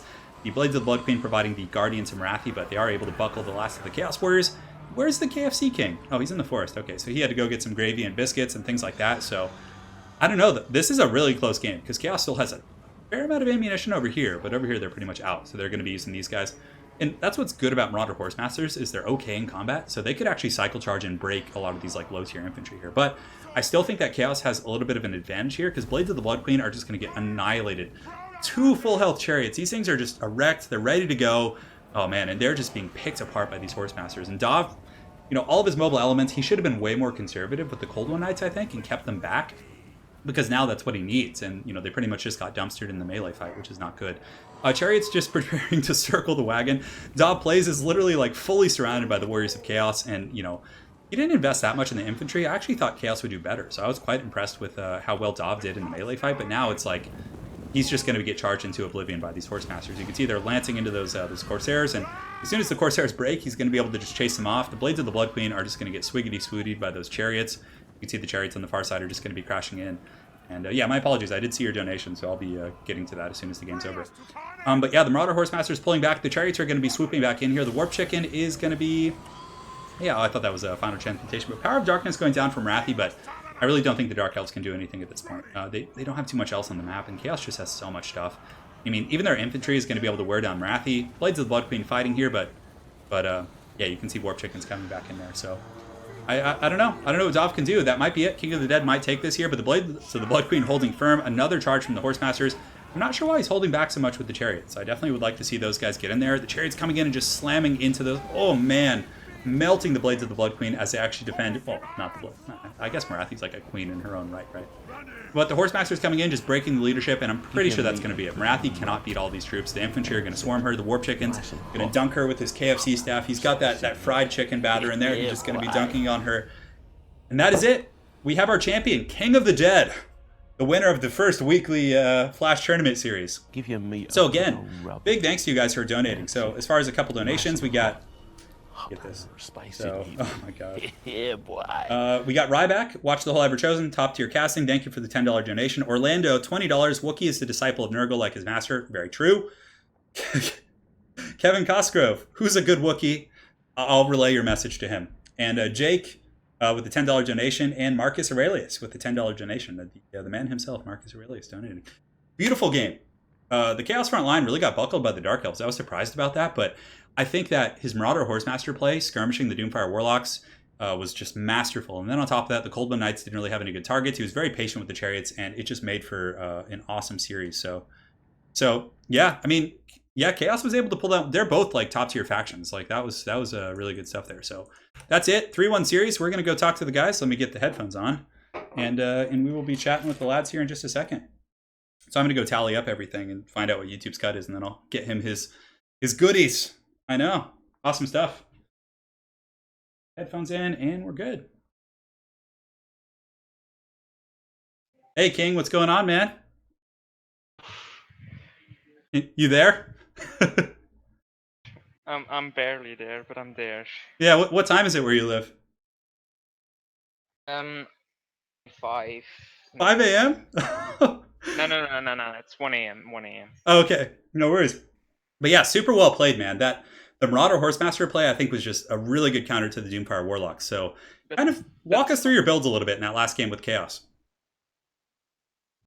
As players, but I've had success in this tournament. The Marauders, they're like a really good pick against them because, I mean, I've lost against Chaos that way because of Marauders. They're like really good. They kill. The Marauder Infantry you're talking about? No, Marauder Horsemasters Yes. and Horsemen. Got it. Against the Dark Elves, because the Dark Elves don't really have a way to counter them. I mean, Dark Shards, but you're gonna get through them one way or another. Yeah, absolutely. I thought that the Marauder Horsemasters were definitely like the key to your success. You were able to kind of pick apart the Doomfire Warlocks, which pretty much every Dark Elf player brings. So that was great stuff. And Dov, on that note, what did you think about his build? Was there anything that caught you off guard? Was there some stuff you would do differently if you were to go back and play that again? Yeah, I would definitely just bring like a whole bunch of Corsair handbows because I didn't have any counter skirmish, and that was my most effective way of dealing with Marauder Horsemen. So yeah, I would have gone back and probably just I don't know. I actually don't know that I would bring a front line at all. I might just go with like a whole bunch of mobile units and then just Corsair handbows and just not ever give a frontline engagement.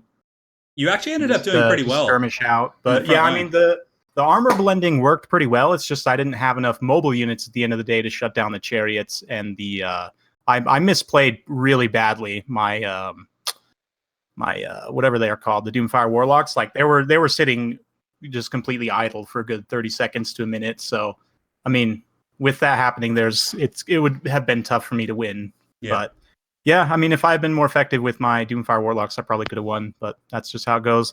I was also way out of position at the first charge of the chariots. Like if I had my Cold One Knights right on station, that first charge wouldn't have happened, and I could have caught the chariots and shut them down earlier on in the battle. But yeah, they were just too far out of position. So just mistakes for me. You know, the build would have been okay, but obviously in hindsight, I would play a very different build. But hey, well, thanks for playing, man. It was.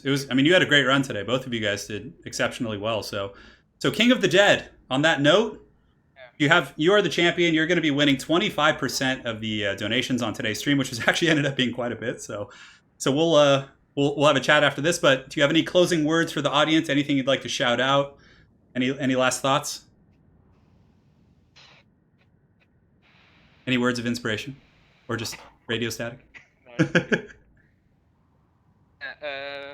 really good way to get better is to watch Turin, plays, and all the YouTubers, and use their builds and play quick battle. Just play a lot of quick battle. Start with one faction.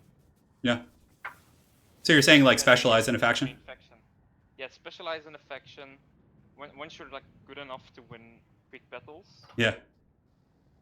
Out to other factions. Yeah. Cool, man. That way you already have like mastered one. If you have like. Yeah, and you're also going to learn about the other factions by facing off against them. Like you're going to learn what works and things like that. So yeah. Well, hell yeah, man. Thanks for playing. And Dov, you got any closing words for everyone? No problem. I already told you guys to stay soon, so I guess I have to come up with something else. You can use it again if you want. No problem. Just stay soon, guys. Just remember to stay soon. It's the most important thing. All right. Well, cool. Thank you guys both so much for playing. We'll certainly get you back in future weeks. We're going to be doing this every Sunday. And King of the Dead, I will be talking to you just after I shut down the stream. So thanks again for playing, guys, and we'll see you soon. See ya. See ya, brother. Bye-bye. All right, guys. That is it. King of the Dead, the winner of the day, fought through some hard competition. So just to kind of reiterate, in today's match, we had Aerocrastic, Dov plays King of the Dead, as well as Sarmatian. So those were some battles. was pretty long. And yeah, King of the Dead likes to whisper sweet nothings into our ears for sure. So we're going to be doing this every week. We'll be starting earlier. We'll be starting, you know, hopefully like 10, 11, 12, like noonish. I think that would be a lot better for folks in the UK. I know this was a little bit late, but anyways, this will be up as a video afterwards, so you guys can watch it all back and just, you know, see the games that you missed and everything.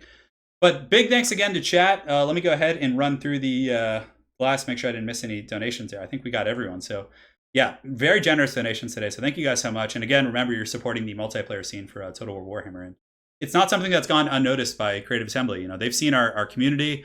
They've seen they help us, you know, put on the Ever Chosen. Just there's all kinds of good stuff going on for multiplayer Total War Warhammer, and more to come in the future too. We're gonna have spectator mode, and just trust me, there are good things coming, guys. So yeah, that's it, guys. Wow, Give me a good old give your meat. Yeah, the biggest nerd. Thanks for the donation, man. I feel like that was a very anticlimactic ending. All right, guys. So that's it. Thanks again for watching, and we'll see you guys next weekend. So Saturday, it'll either be Saturday or Sunday, but stay tuned on the community section of my YouTube channel or my Twitter. If you guys don't follow me on Twitter, it's Turin RTS or RTS Turin. I think it's Turin RTS on Twitter. So the total for the champion is going to be at least like $40, $40 US, maybe, give or take, I would imagine, just like eyeballing it, but I'm going to go do it now. Next week, I'm going to have like a screen as we load in of the first week's champion and like how much they won, which I think would be pretty fun. So yeah, thanks again for watching, guys. Hopefully you enjoyed, and we will see you guys next time. Take care.